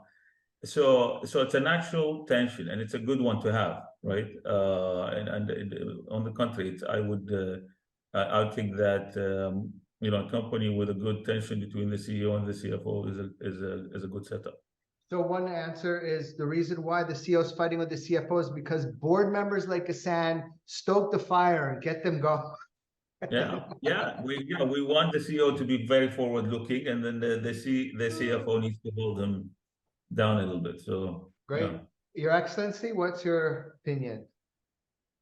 I think there is a healthy relationship that should be in place. I don't like to see them very close nor very far from each other. I would appreciate the independence and the confidence of the CFO in representing the numbers.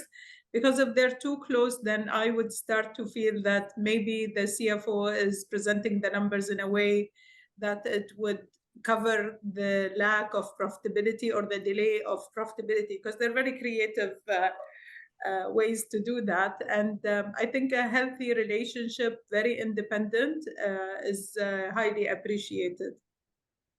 Sure. If I can ask a question, I mean, from a North American perspective, so firstly, I'm Canadian, just to clarify that in case anyone thought I was someone from somewhere else. But as a Canadian, the evolution of finance is much different than maybe you might see it in other regions. So initially, there was no such thing as a chief financial officer. And eventually, finance took such a prominence in corporate America. As you saw, for example, companies like Ford Motor Company, they traditionally took their CEO, the non-family CEO, always came from finance. And, your capital markets, your M&A is such a growth lever for them. And if you contrast that with other, European automotive companies, for example, they would choose an engineer and someone more from the other side of the business. So in this scenario, the board really sees the chief financial officer as the number 2 or the successor to the CEO. Now, I don't necessarily see that echoed in the Middle East, where they almost relegate often the CFO down to a controller. And because a lot of these are family groups, so the family members are making the call on who we're going to acquire, how we're going to, etc. So do you feel as a board member, your CFO should have the leadership capability to step in if your CEO, quote unquote, got hit by a bus, etc., as the unsavory saying goes? Or is it, hey, you're a C-1, that's where you should stay. Don't get overambitious. How do you see where I believe quality the of leadership CFO, you see from that CFO? I believe the CFO by design is number 2 in an organization which has the objective of making money.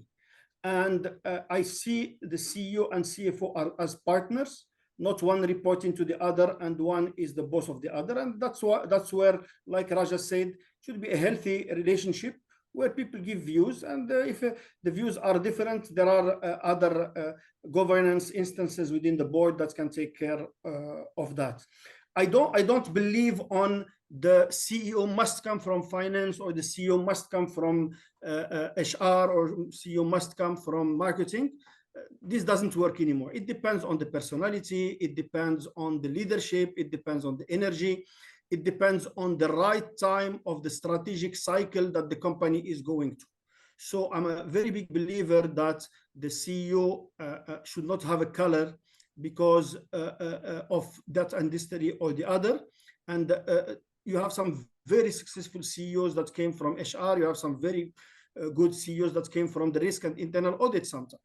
And you have some excellent CEOs that used to be CFOs in their past lives.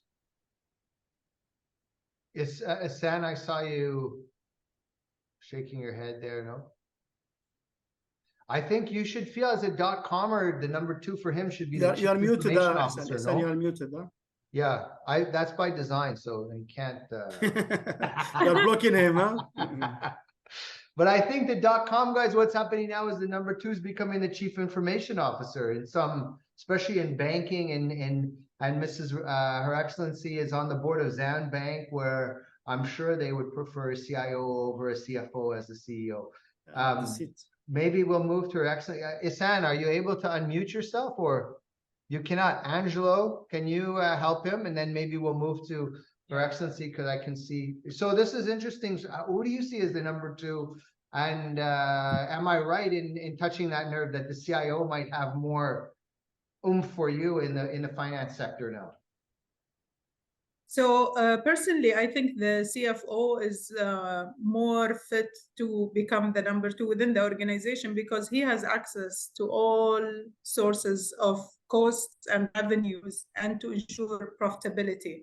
Now, to maintain the financial health of the company, the CFO is able to do that. However, he needs the right leadership skills and the vision and the strategy to take it to the next level. And if he's able to demonstrate those capabilities during the conversations and sharing those ideas with the board during that period or interim period, then definitely I would go for the CFO, because he knows the ins and outs of all of these funds. But that's not only what companies are looking for. They're looking for growth, they're looking for scale, and the right talent to take those companies from one level to another. I believe in chief information and chief data officers now can explore more the digital economy. As you know, the digital economy is a huge opportunity for a lot of companies, whether it's financial services, technology companies, entrepreneurs. And that's where, the data is the new fuel. And that's where the opportunities lie, where you can reach the biggest segment of consumers and users through the digital infrastructure channels. But definitely CFO to safeguard, and then if he's able to scale, I think that would be excellent. And here we go. Ihsan is now unmuted. So no, look, I think this is so I agree with Zuhair. It's not a natural assumption that the CFO would naturally assume a CEO role in the case we have a gap. And it very much depends on the sector. So, for example, if you take the tech, when you look at Apple, when you look at Google, the people who took over are mostly product people. Whether it's Tim Cook or Sundar in the case of Google, these guys were product people. These companies are product first led companies. This is the edge of these companies, right? So I would say it very much depends on the sector the company is operating in. Great advice, great advice. So I think it's horses for courses, depending on where your core competency of the company is. Angelo, who do we have as our next audience member as we kind of race into the twilight of this session here? Rami, sorry, what was the last name? Rami Salam. Okay, if we can get Rami Salam, you are the next contestant. Yeah, hello. Thank you so much. My question is for the speakers, all of them, specifically also for Zuhair.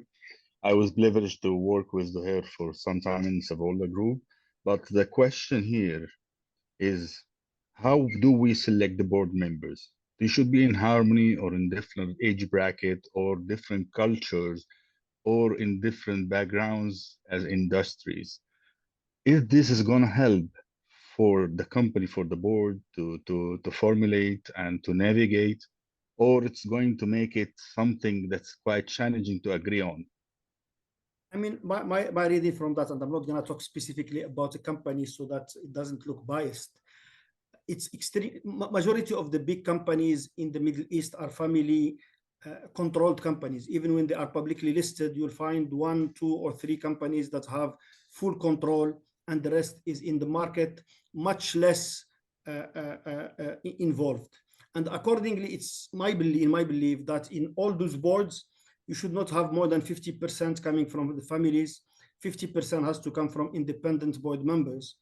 And the families have to understand, if they want to be successful, that they have to give to these independent board members a say involve them more on decision making. So I'll put the 1 or 2 board members in the executive board committee to be from the independent, the same in the investments to a certain extent, even on the nomination and the remuneration, the NRC, because the challenge between being a shareholder and a board member is the fact that those are 2 different jobs and those are 2 different things. The board should have the responsibility to look to the 5-10 years. Some of the families sometimes look only for the dividends of next year. And that's a challenge that could be an issue in publicly listed and non-publicly listed companies. Or Your Excellency or Ihsan, Your Excellency, did you have a perspective on that? I agree with Zuhair. I think it really depends on the nature of the company. When you are about to choose board members, you definitely need to select the board members that are from within the industry and are able to serve the interests of the shareholders who put their confidence in them to be able to communicate their views and also translate their growth ambitions. In addition, the independent board directors who usually come from within the sector, who have access to knowledge, information, and data that will enable those companies navigate any complexities, will be very helpful. So it's a blend of the 2, the board members that represent the shareholders in addition to the industry experts that will facilitate the conversations. Ihsan? Yeah, no, I very much agree with that. I mean, ideally, boards of very mature companies, public companies, should all be made of independent board members. I mean, that's what you probably see in Germany and more advanced markets. But in this part of the world, yeah, they're very much the boards are appointed by shareholders. And in our space, for example, in the private equity or VC, the VCs most of the time appoint their own board members. Now, when it comes to experience, I agree with Raja, of course, that it's very important that the directors have understand the industry well, have relevant experience, and actually just general relevant sort of corporate governance experience, which is the critical thing at the board.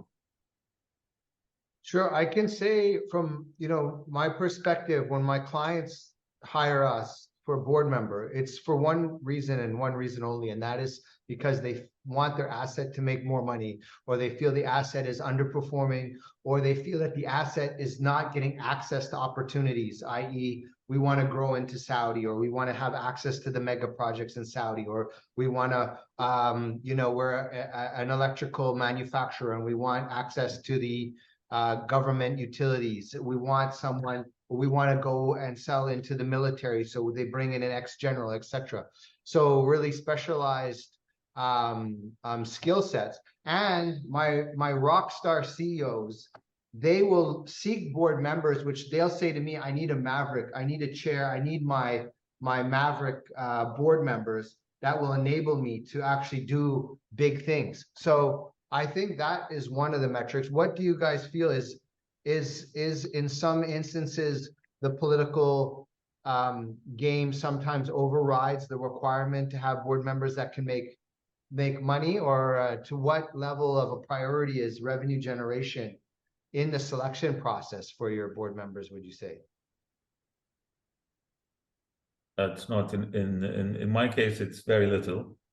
We leave that to, yeah.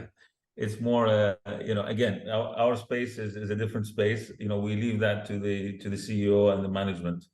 We're more worried about governance and control and things not going out of hand. But that's, again, we are in a different space than mature companies, of course. Governance is number 1 and risk. So, obviously those are important, as the UAE landscape will show us numerous stories of people who didn't pay attention, and they might be in jail right now, but that's another story. Your Excellency, do you have to run because we're on the hour, or did you still have a few minutes with us? No, I still have a few minutes, and I just wanted to say that I believe that the growth and the scale should be handled by the CEO, and his team and the board are there to maintain the governance and also the guidance on the vision to make sure that he's on track to achieve those results in line with the vision. So the board members, I don't think that they should be after the profitability, those targets has to be, I mean, they're aware of it, acknowledge it, but those responsibilities are really on the CEO to achieve. Very, very valid points. And I believe the responsibility of the board when it comes to profitability is about the sustainability of the numbers. So delivering the next quarter and next year is definitely what the CEO and his team delivers. But as part of governance and risk mitigation that the board is doing is ensuring that this is a sustainable profit, that this is not a yo-yo type of performance that comes across the board, because at the end of the day, that's what's important. And how important do you feel it is for the board members to have industry experience? You know, because some of our CEOs, they're trying to make a big difference. They're trying to get resources allocated. They pitch an idea, which is obviously giving you a competitive advantage because it's got an edge to it. But the board members aren't from the industry. They don't understand. They don't sign off on the allocation. Execution doesn't happen. CEO gets frustrated, and we have an issue. Or do you feel that, you know, good board members with the right soft skills can overcome these gaps? I think when it comes, the only thing is you should not make it very narrow industry experts. You don't want to have an expert into the products that the company is making. You have to have people who are consumer goods or B2B or financial services or services in general. So when you have a services industry and you bring a services person, even if he's not from that specific product line, he can add value and he can bring views on what services are about. But if you bring a B2B guy and you put him in a B2C, it will be very difficult for him to add value, even if he has the best soft skills in the world. Okay, let's just take our last question and we'll let you guys get on to running your businesses. Your lady and gentlemen, will let you get on. So Angelo, who's the last? Mrs. Linda. Listen to me, Linda. Is she here? Yes, I'm You here. have to show your video because it's just creepy when we can just hear your voice and we can't see you. No, Can you see me now? Show your video. Are you showing it? Okay, there we are. Thank you, Linda. Okay. Hi. Greetings to everyone. Hi, Linda. Thank you so much for being part of this meeting, and really in awe of all of you. My question, before wasting much time, I just wanted to ask one question to all of you. Can you define a healthy board? Looking at is it the set of skills? Is it the personalities? Because you can find that you can have all those things, and then you find that let me just give an example. There is a matter that is being deliberated that can last long because of personalities. So I just wanted to hear from you. Define a healthy board. Maybe, yeah, I think we might have some diversity of perspective on this one. So maybe we can start with Ihsan and then, Ihsan, go ahead. So to start with, a healthy board should not be a too big a board. It should not be too small and too big. So our magic number is 5 board members. That's one. The second is, as one of my colleagues the panel mentioned, I think it should not be too narrow. So it should have at least 1 or 2 experts in the or directors with vertical experience in the company's sector. That is crucial, actually. And one that obviously there's chemistry with. I mean, you don't want to choose people who have been have had bad experiences with each other in the past. So chemistry at the board is very important. And the rest is, the rest is details in my opinion. And Zuhair?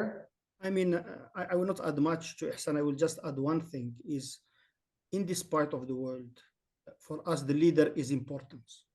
And I do believe the chairman has to have this capability of getting the board together and ensuring that business is not a democracy. Business is not we sit and we vote, and then if it's 6 versus 5, it passes. That's not how it works.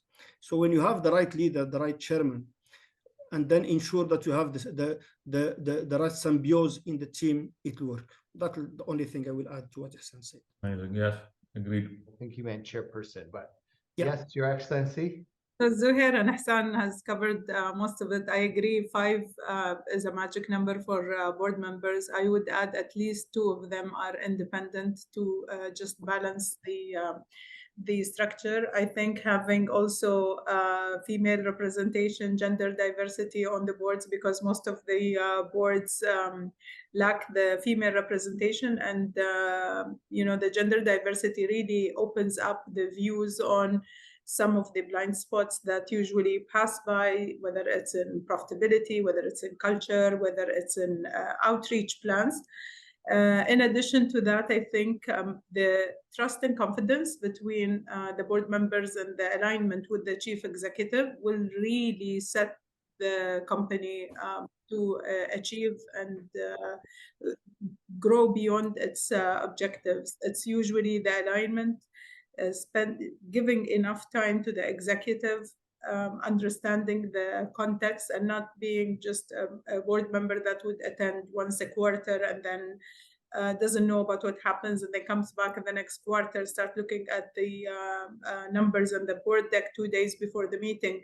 There should be that close, and as Hassan says, maybe chemistry to be part of the business, even if you're required to attend once a quarter for a board meeting, but you really need to understand the business and also understand what does those numbers mean in the overall term, because as Zuhair said, it's not 5 against 1. It is really what does the collective decision mean for this company at the end. Great. And is that, sorry, so I think we've got everybody on that, right? Yeah. Great. Well, I wanted to thank you so much for coming out. I want to be respectful of your time because I know you have, as we mentioned, so many leadership roles, and any one of them, I think, would drown the average person. So I want to let you get back to running your businesses. And I'm sure Hassan has a big VC deal to invest in, or the latest .com unicorn. Or now unicorn's not even, you have to be a decacorn now is the new one, right? So I just want to thank you so much for spending your time, and let's get a big round of applause for a panel. And thank you, Shane. Thank you. Thank you so much. Thank you, Raja. Pleasure. Thank you, Hassan. Great. Thank you, guys. Good to meet you. Good to meet you. Yeah, there was some big surprises there. I saw that the CFO is still holding the second position as leadership in the business.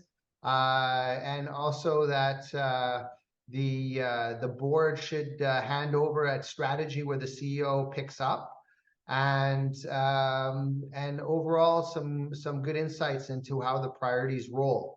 Our next speaker is a man who is known as the Lord of Retail. He is the golden goose, the King Midas, if you will. And when he touches something, it turns to gold. We're talking a percentage so high, he's told me I'm not allowed to say what it is because he says the actual figures will make him look arrogant. So I can't say the actual numbers, but we're talking multiple of triple digits. This man, he started his career, his professional development in law. So we have to watch out when we're doing contracts with him. I'm sure you might lose your shirt. But he has a doctor. He's a graduate with a doctoral studies in law from Johannes Kepler University, Linz in Austria. And he's also been awarded the Grand Golden Cross of Merit of the Republic of Austria. And he started his career in Hofer KG, where he was the CEO. And they have a brand also, Aldi. If anyone's from Europe, you'll know these brands. They're everywhere. Very, very strong supermarkets. And then he became the CEO of Mueller Holding. And this is where he took the brand from, I don't know, I don't know, I'll let him tell you the actual numbers, but from a low base and multiplied the business several times. And then he was attracted the keen eyes of some of the big bosses in the Middle East, and they signed him up to become the chief executive officer of Sonomi Retail. So this is a gentleman that it's a great pleasure to introduce to you. He's a real money maker, the real revenue generator, Dr. Gunther Helm. Welcome. Thank you very much. Thanks for hosting me, Shane. And it's a pleasure after this intro to speak to you and to your audience. So thanks for having me here. Looking forward to have a great conversation with you. And as I told you in the pre-front, you know, my grandfather always told me, don't use PowerPoint, because if you have something to say, you don't need one. So therefore, I hope we have a great conversation now and can share some insights from my experience so far, and maybe some of your audience can make the best out of it. That's my mission for today. Sure. So just to give some figures, I think Hofer, how do you pronounce that properly? Is it actually, yeah, and it's Hofer, but just for the audience, you know, Hofer is the mother company of the Aldi South Group. So Aldi South is not only in Europe, it's a leading discount supermarket chain in the US, it's in the UK, it's in Ireland, it's in Australia. All these countries were part of my, as you said, kingdom, but it was part of my responsibility. But to pronounce it the right way, it's Hofer, and it's originally or still a family-owned company, which was founded by two brothers, Aldi North and Aldi South. And Aldi South is the company where Hofer belongs to, or the other way around, where Hofer is at the end, out of different tax reasons, because Austria is therefore a great place to put a company in, the mother company of the Aldi South Group. Right. And so Hofer is €5 billion company, 36,000 people, right? So it's quite large. Actually, that's the next. Also, Hofer is just bigger one. Hofer Aldi does billions of turnover, but Müller, the company what you're referring to, does 5 billion of turnover and has 35,000 employees. It's also a family-owned company by one shareholder who has 100% of the shares.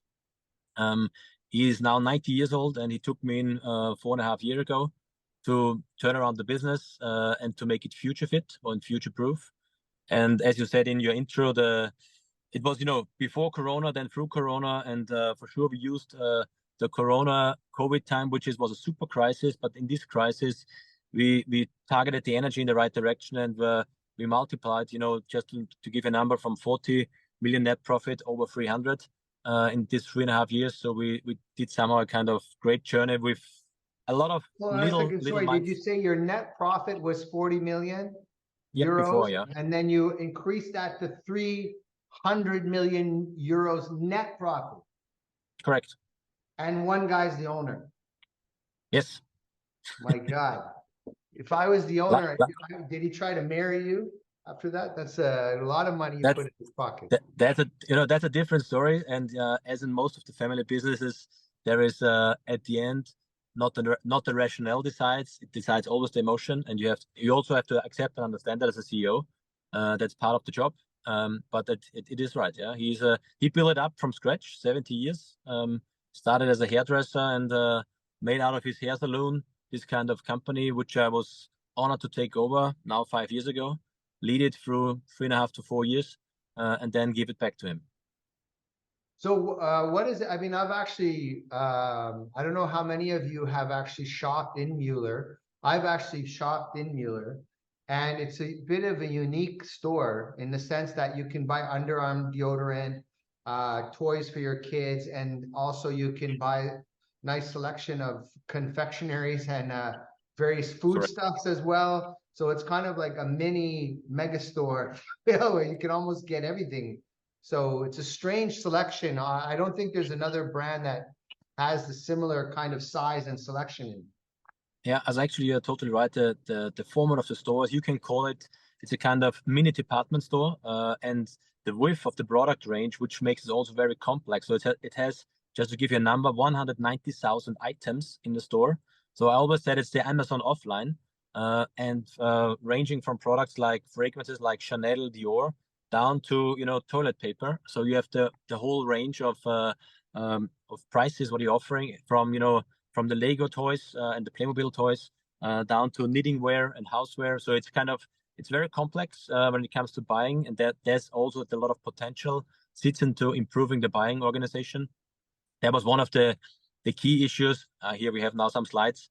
And on top of the complexity from products, it's also the complexity comes when it comes to the countries, because, for example, in Croatia, the average store size of the shop is 250 to 300 square meters, where compared to Germany, where the average store size is approximately 1,800 square meters. So you have stores from literally 100 square meters up to 4,000 square meters, delivered out of diverse logistics centers, having a different sizing of products in the store.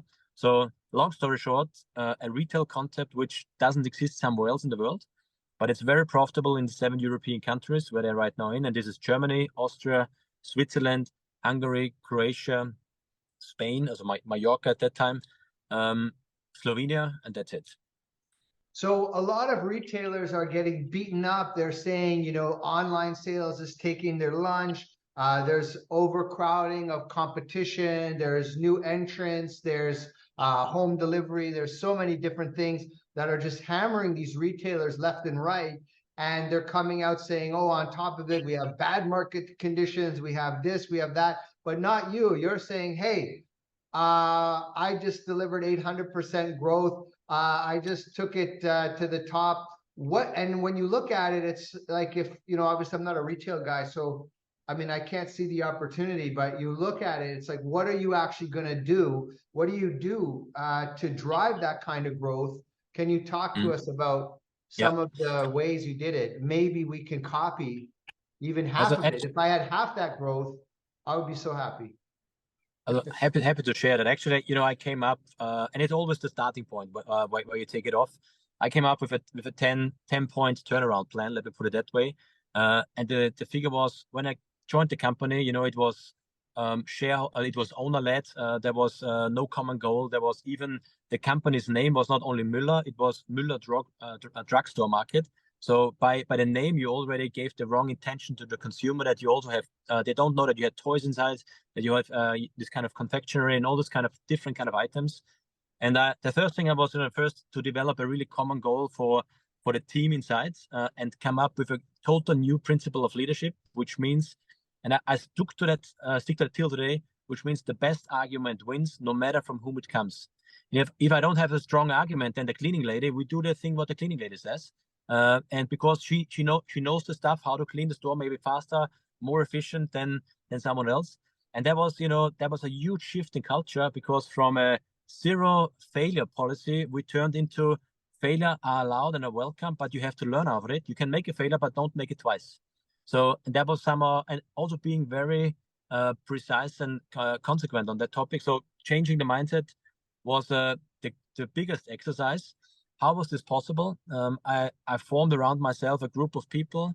I call it diverse leaders. So who came from different industries. For example, one guy joined me. He was beforehand the CMO of Nike Switzerland. So a total different approach. Another one who was running he was the CEO of the German Porsche car organization. So he literally was selling Porsche cars. And I joined him into a retail organization. By doing that, we were able to address problems from different angles.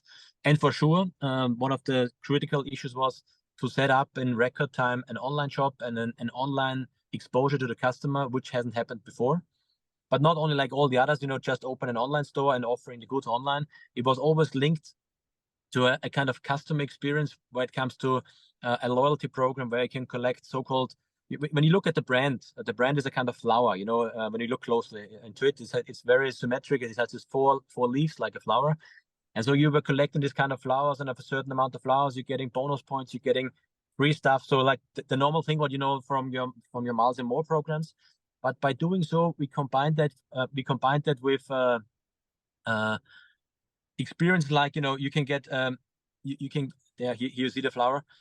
Experience like get things money can't buy, and we did that through our suppliers. For example, L'Oreal, Chanel are suppliers from us, and we talked to them. I said, well, I want something what you can't buy, what I offer to my customer, and this kind of things is something what created a kind of hype around the brand. That was one thing, but also little things like increasing the service level within the store. On the one hand, I cut out diverse management level from top to the bottom, so we had a really flat hierarchy. But in the store, I increased the service level, because when you have 190,000 items, you literally get lost in the store. So what you need is people who can talk to you, who turn you around and say, well, buy this, even though maybe the price is not the best price.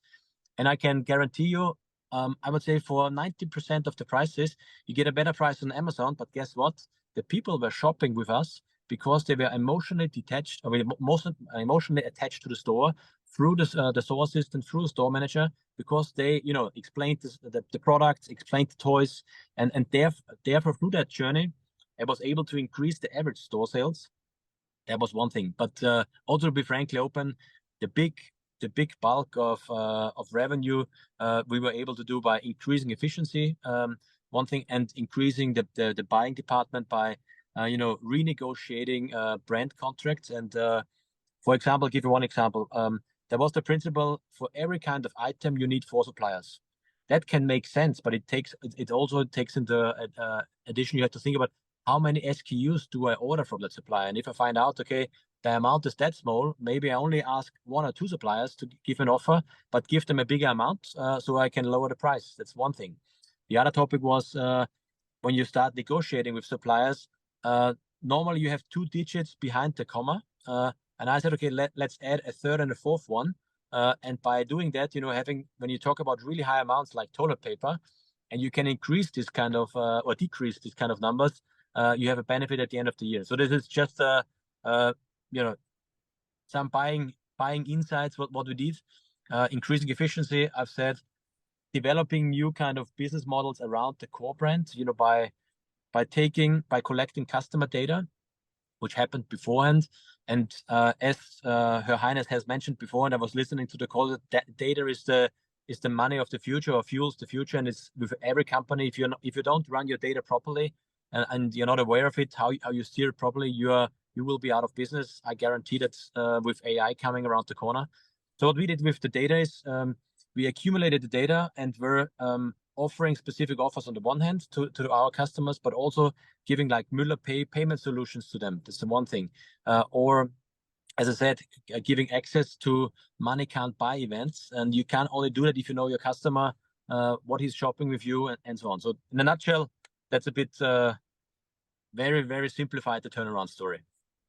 And what are like some of the key metrics you're looking at? So one of them was increasing the average spend of the store, average transaction size. Was that it? And exactly how did you do that again? So you got this with the same number of customers, you got them to spend more on each trip into the store.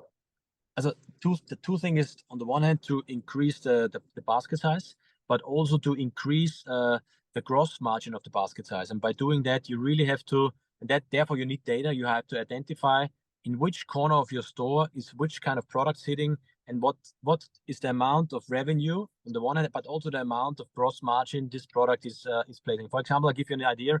Every product which sits at the till had a kind of minimum requirement of a turnaround of revenue and of gross margin it has to produce. Otherwise, I would kick it out from that kind of positioning in the till area. And by doing so, suppliers said, well, I want to be there because that's the most wanted place. And therefore, you have to create, not only put products there where you get the most money from the suppliers, you have to put products there which make the most sense for you as a business. And if you create a win-win scenario with your suppliers, say, well, I put products in there which make high revenue, high margin, and then you offer the space to a supplier which is also willing to pay for it, then you have a triple win, for the customer, for yourself, and for the supplier. Right. And then on the efficiency side, most of it is about squeezing the supplier a bit for better prices, but also that's the one thing. Efficiency is also about people always believe that you have a kind of span of control of maximum 7, and you should, and that's why all the organizations get blown up, and every country needs a regional head office, and when you're starting down that road, you will identify that this is a kind of optimism which is hard to get back from it, because every kind of country, every kind of position will rectify himself why it's a good reason why you should have him. And I was quite dramatic and said, well, we are combining 3 countries, Slovenia, Hungary, and Croatia, and made a kind of shared service there and say, well, even though they have different languages, we have to we put things together and say, well, we really cut out management levels, and we're mostly focusing on the store manager, because the store manager is the lady or the gentleman who is interacting with the customer, and there the magic happens or doesn't happen. And you really have to be hard to yourself. Do you need all these kind of people in between the one who are making decisions and those who are leading the stores? From a leadership point of view, for sure, there's a certain amount of threshold what you have in mind. But on the other hand, there is a lot of, I would say, normal corporate work what you can kick out and save a lot of money. And so where is that magic between you and the chairman that's really enabling you? Because as I said before, a lot of my rockstar CEOs, they look for a maverick, entrepreneurial chairperson, chairwoman or chairperson, who can enable you. And I guess there would have been some big, what were the biggest CapEx or biggest investment moments or the biggest resource allocations that the board had to give you, I guess, in your opening in new countries? There's new brick and mortar investments, where maybe another chair or another board might have got the willies and said, the heebie-jeebies, and said, you know what, I think this is too much, I'm going to pull back. Obviously, as you lean in, your board, your chair has to lean into the wind with you. Maybe you can speak to a little bit about that magic that happened there. As it also has mentioned beforehand, I think the chemistry has to fit between the chairperson and the CEO. And if the chemistry is fitting, and if there is a trustful relationship, and that's, I think, trust is utmost important. And if you have this kind of trust, a kind of optimism is developing. But you always have to, on the one hand, come up with numbers and prove what you're saying is right. And this is done by your balance sheet and done by your revenues, by your turnovers, and by your monthly numbers what you're producing. But on the other hand, you have to also develop together, not alone, together with the chairperson, a kind of idea how the future can look like. And I had the fortune that my chairperson was the owner of the business who ran it for 65 years at that day. So he literally built it up. On the one hand, it was easy then to convince him. On the other hand, it was quite tricky, because everything what was there was for a good reason, he thought there. And then I came in and said, well, we don't need this, 150 people anymore, because that's why we do it more efficient. So it was a kind of to somehow excite him about digitalization and automation. That was, and once he understood, and I took him, traveled and showed him different companies where this already was in place. And by convincing him of what is possible, he was the guy who was really then even more progressive and say, well, he actually helped me and enabled me to say, well, let's go it even beyond. And if it's not working, okay, then we go back. So the chemistry was important, and also to develop this kind of trustful relationship where you can talk about everything, and also have a kind of try and error mentality. I think that was the crucial winning goal for me to build up this kind of relationship. Okay, let's open it up to the audience here if they have any particular questions as we come up on the half hour. Angela, I don't know if you have Abdullah. Mr. Abdullah, you have to share your video though. You cannot, if you're gonna ask a question, you must show your face, if you will. Here he comes. Hello, greetings from the US. My apologies, I don't have access to the video right now. Okay. Yes, really apologies for that. I have a question, please, just regarding risk mitigation and and risk management. How do you see that your business, especially being in the retail and an import business from various countries, and the rise of the pandemics and also on the rise of geopolitical tensions globally, and at least the changes that you did regarding managing your supply chains in the past 5 years? Thank you. Thanks for the question. Actually, COVID was an enabler for the ideas what we had beforehand. Let me put it that way. Running a retail organization is not rocket science. It's even more complicated. So building a rocket, I think it's easier than running a retail organization. Don't get me wrong on that, but it's a really complex organization with multiple thousands of people when it has a kind of size, and getting the supply chain right now with all this kind of I would say the world, how is it moving? You have to really think in 3 lines always. Where is your main supplier sitting, and how you're reacting if something happens to them? You need definitely a second and a third line of supply, which is easy to get on. Not easy, but you have to think about getting easy on into the business. Otherwise, you are really risking maybe of losing parts of it. That was one of the strategies, always to have a kind of second or third one who was partial in the business, but who didn't get the biggest share of the cake, but was always hungry to give us better prices. And also from a geographical point of view, we were always watching from what kind of areas our suppliers were coming. And coming back to your first question, when it comes to COVID, COVID was a huge game changer in the way of, because we had to close almost, I would say, 70% of the stores, and were through kind of changes with the government able to partially open a store, but through giving access to the online business and the kind of, not online, I would say we developed a pure omnichannel grocery or retail experience.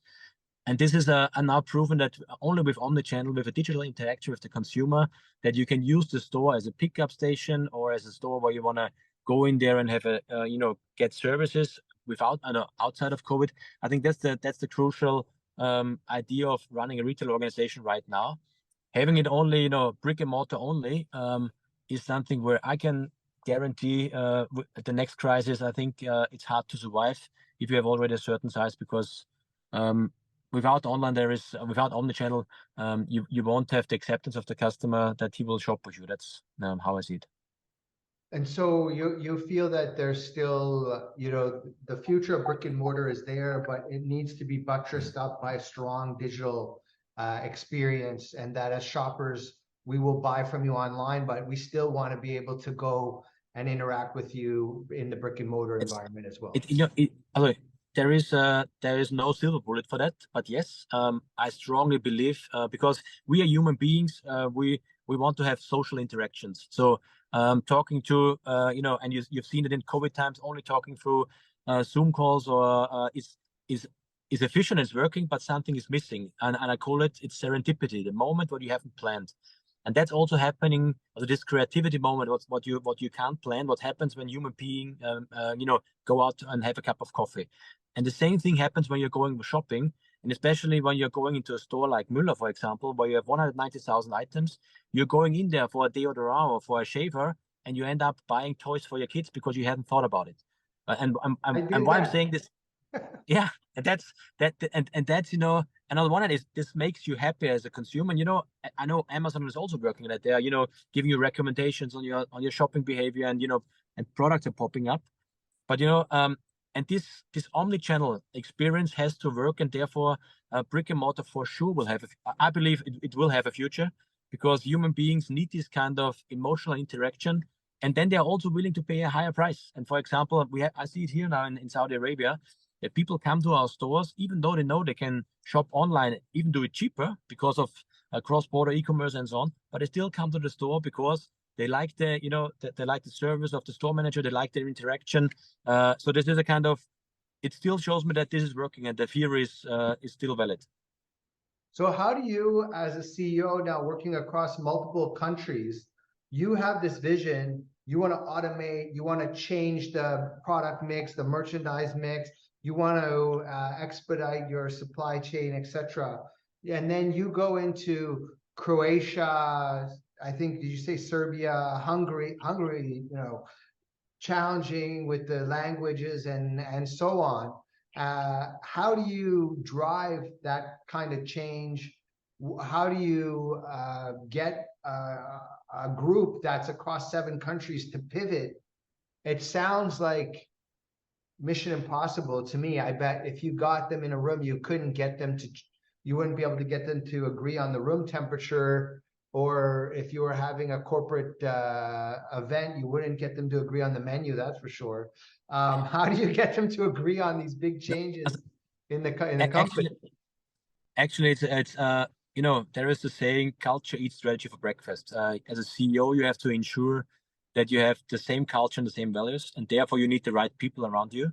And people who share the same values will be able to speak not on your behalf, but you know, they speak on behalf of the mission and convince others. And that's in every company I've worked so far, and that's also now in this role. You know, I travel a lot. I show up. I'm most of the time try to be in stores, bring my management team into the stores, having meeting there as well, because there is where the action is happening. That's the first thing. And second, leading by example, so that people literally see you are approachable guy. You are answering to the issues what you're getting from no matter what, because this becomes viral. And you know, as an organization, no matter how big it is talking. You know, it's talking officially with each other, but it's also talking unofficially. And you know, the saying on the aisles, what we say, you know, is the one where you have to, you know, create this kind of momentum that people say, well, he's approachable, he listens to us. He maybe has a different argument or a different decision, but at least, you know, you have this kind of respectful interaction, and this leads to a buying in into your values, a buying in into the decisions what you're making, and then according to that as execution. Because at the end of the day, everything is down to execution. I'll rather have someone who is 70% perfect and 100% loyal to the mission than the other way around. If I have someone who is 100% perfect but only 70% loyal to the mission, I'll send him home because I don't need him. And this kind of only 70% being perfect, I can compensate even with my own workforce or maybe with someone else who's helping the person to achieve this 100%. But you can't substitute loyalty, and this is the kind of the crucial momentum. And once you got that, you surround yourself with the right people, and create this kind of looking in the same direction feeling, and then you keep it going. And then you can really, I'm not saying leaning back, but then you have the feeling of, okay, those people will reach out to you if they have a problem because they are loyal to you and to the mission. And that's the way how it drives the organization. Loyalty, yeah. Loyalty versus talent, it's always a debate, and I think everybody uses a different alloy or mix. Let's let the audience have another shot here as the king of retail. Mr. Sultan. Mrs. Sultan. Here she comes, and she will show her video. We're not allowing anyone else to ask a question who doesn't want to show the video. That is, you know. You can hear me, right? Okay. Thank you so much, Shane. Actually, I'm joined by my co-founder. Can you guys hear me? Yes, wonderful. We hear you. Okay, yes, go ahead. There we actually, go. I'm joined by my co-founder, Kirtan Stout. So we are actually the founders of Agnicore Corporation. And our question to Dr. Gunther is this: how does the dynamics play out between CEO and the board during uncertain and difficult periods of time, such as COVID-19? What are the personality traits needed to be resilient and also guide and motivate the rest of your organization to adapt to the circumstances? Thank you. Thanks for your question. I think, as I said in the beginning, first you have to, from day one, you need a trustful relationship with your board. And creating a trustful relationship, you have to be always transparent and honest, which is clear. But creating transparency means even you have to talk about things what are not on the top line. So also maybe involve them into issues, in minor issues, so that they understand, okay, you're really taking care to give them the full picture. The full picture of what you see about how you see the company, how you see the challenges, and how you see the risks. And you can still argue, maybe as a CEO, you don't have to share it with the chairman of the board. But my advice would be, share more and wait till they say, okay, it's too much, and say, well, you take care of it, than the other way around. Because if you're creating this kind of momentum that they know that you will come and share with them all the issues they might are interested in, they will give you also the space to breathe and the space to move on. And it's the same thing also downwards when you say how you are going on with your team. I'm always being transparent and brutally honest with the risks, with the challenges, what we're facing, because at the end of the day, especially in retail organization, where everyone is so detached or so attached to the customer, if you start to believe as a CEO you can fool your people, you're the wrong guy, because then you misunderstood how close retail is operating and working. So you really, the people in the stores out there feel if there is a problem, yes or no, because they know if the product flow is working, if the customer interaction is working, if they know the billing system and so on. So the whole complex organization is on the one hand very strong but fragile on the other hand. And through this kind of fragile or being fragile, that your own people understand if there is a problem. So if you as a CEO don't address the problems properly and transparent, they will lose trust, because they will say, oh, he's not maybe honest to us. And maybe that's what I've did in diverse town halls. If people ask me something, I say, well, I can't give you the answer right now, but I because I don't know it, but I will investigate and come back to you. And then you have to do that. And by doing this, you really create this kind of open conversation, which is then not misused when you have a loyal relationship. And then why coming back to why loyalty is so important. Does that answer your question? Sure. So we'll go to the next one now is Mr. Khaled, I believe. Can you hear me? Yes. Yes. Yeah, fascinating conversation. Thanks for letting me ask you this question. So my name is Afam. I work for Microsoft. I lead our consumer sales team across Middle East and Africa. So you touched a little bit around the impact of AI. So that's where I wanted to go next. As a retail CXO, where do you think, or which are those functions which will have the most impact of AI in the near future? And sort of a follow-up is, do you feel the retail CXO today is prepared to sort of like weather this new age of AI? Do they have the right advisors, the right committees to support them? Because AI is coming at a very, very fast pace, and adoptions that we are seeing across industries are massive. And what AI was 1 year ago is not what it is today. So just wanted to get your thoughts around the impact of AI on retail. Yeah. Actually, it's a fascinating question, because on the one hand, AI is this kind of buzzword everyone is using and everyone is getting excited about it. On the one hand, I think it will take some time till it really materializes in all our companies. But on the other hand, what I'm seeing, and I just did on the weekend, and uploaded some sheets on ChatGPT and asked for some advice, and I was really astonished about what comes back, and especially what questions yourself asking from that answer. By saying that, to be precise, what do I think? I think customer service centers, call centers, they will have a tough future, because this will be done, now it is already by chatbots, but there it will even more improve. Also, everything what I would say what an accountant could do, or what a kind of executive assistant can do, will be somehow being replaceable by AI. That's what I believe, because all these questions where you ask, okay, for example, you upload heaps of data of Excel sheets and say, well, what do you see out of this? So just to give you an example, I'm in Austria. I'm part of a tennis club, and I uploaded all the membership lists and said, well, tell me, who are the most efficient, members in there, what age brackets do we have? So all this kind of data came back and helped me to structure, something for the upcoming meetings. So what I'm saying is, this service is normally done by an executive assistant, and all these kind of levels, I think they will maybe materialize. I don't think that AI is killing that many jobs, but I think it is changing the jobs. Those people who are able to use that kind of tool, like we are now able to using, Zoom calls or using the internet or Google, let me put it that way. It's just a tool set or toolkit, what you as a CEO especially, but have to be able to use the right way. And I'm pushing hard my team into that direction, because I strongly believe if you're not, picking up and understanding what's going on, there will be 100% companies out there who will outperform you.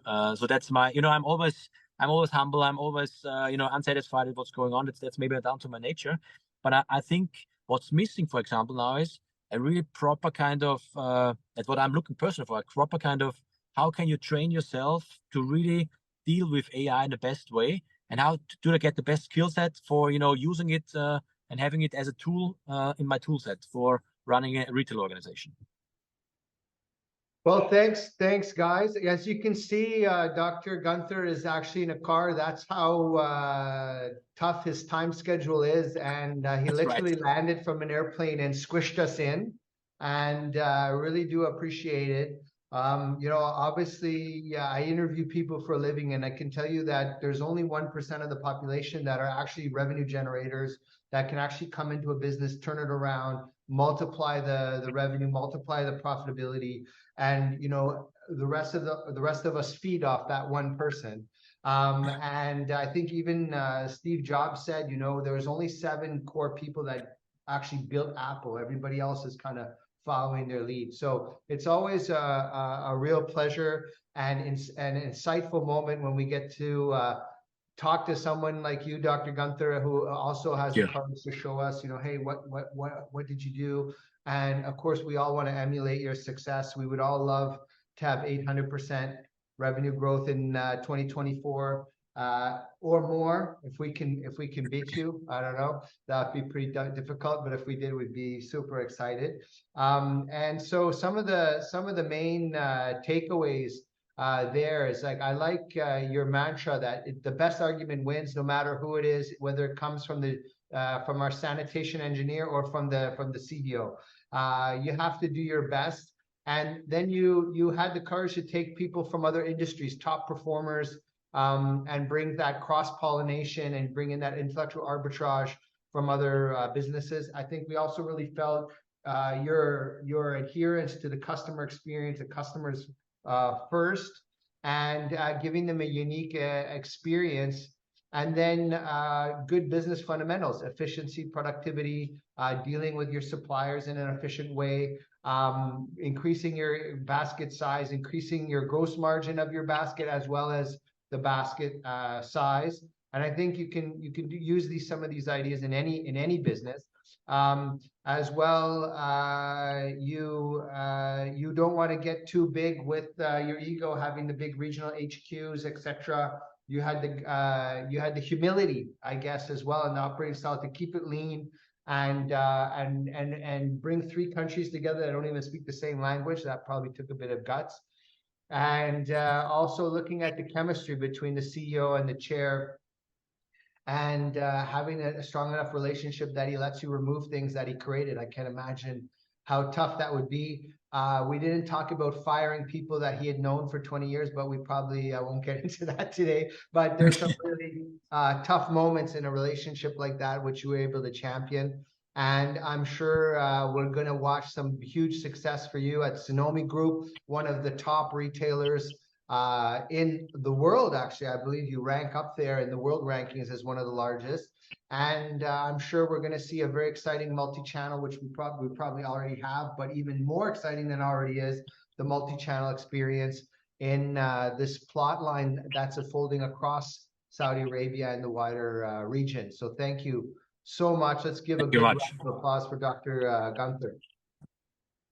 All right. Thank you so much. Thank you so much. So next one we're doing in February 14th. And we have Amr Al-Quderi, the chairman of Saudi National Bank. We have Nasser Manhal Nasser, founder of Auj Investment, and a man who also got private equity investment, exited in 100 million plus exit that we're going to love to hear about. And we have some, I actually have Anis Sultan of the WJ Towel Group, one of the largest and actually the oldest family office ever started in the Gulf. They opened in 1867, and they have the oldest relationship with Nestle and the oldest relationship as distributors with Unilever in the world. Over 150 years they've been distributing their products. So he's a board member and family member. He's going to be talking as well about the business and what it's like in these family groups, which if you're in the Middle East, this is the par for the course. Try to show me a company that's not family owned out here. So I hope you guys enjoyed it. I was, I guess the most surprising piece for me is that there was multiple people who said that they're going to put corporate governance and risk management over revenue generation. I think Ihsan, I was surprised actually hear Ihsan say that as a VC, but there was some good learnings there and interesting insights. Also, was surprised to see that the CFO is still seen as the number 2.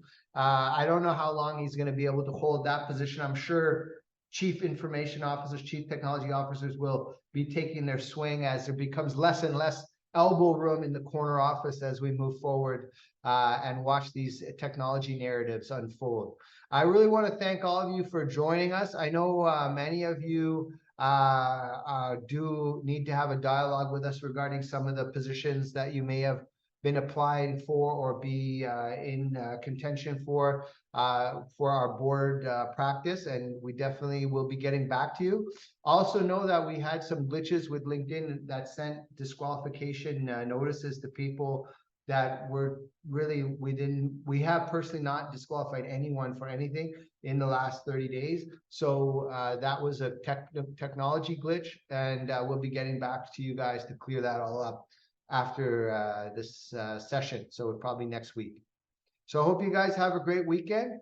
And thanks again. It was really nice to see you all, and look forward to the opportunity if we get to have a coffee in person sometime.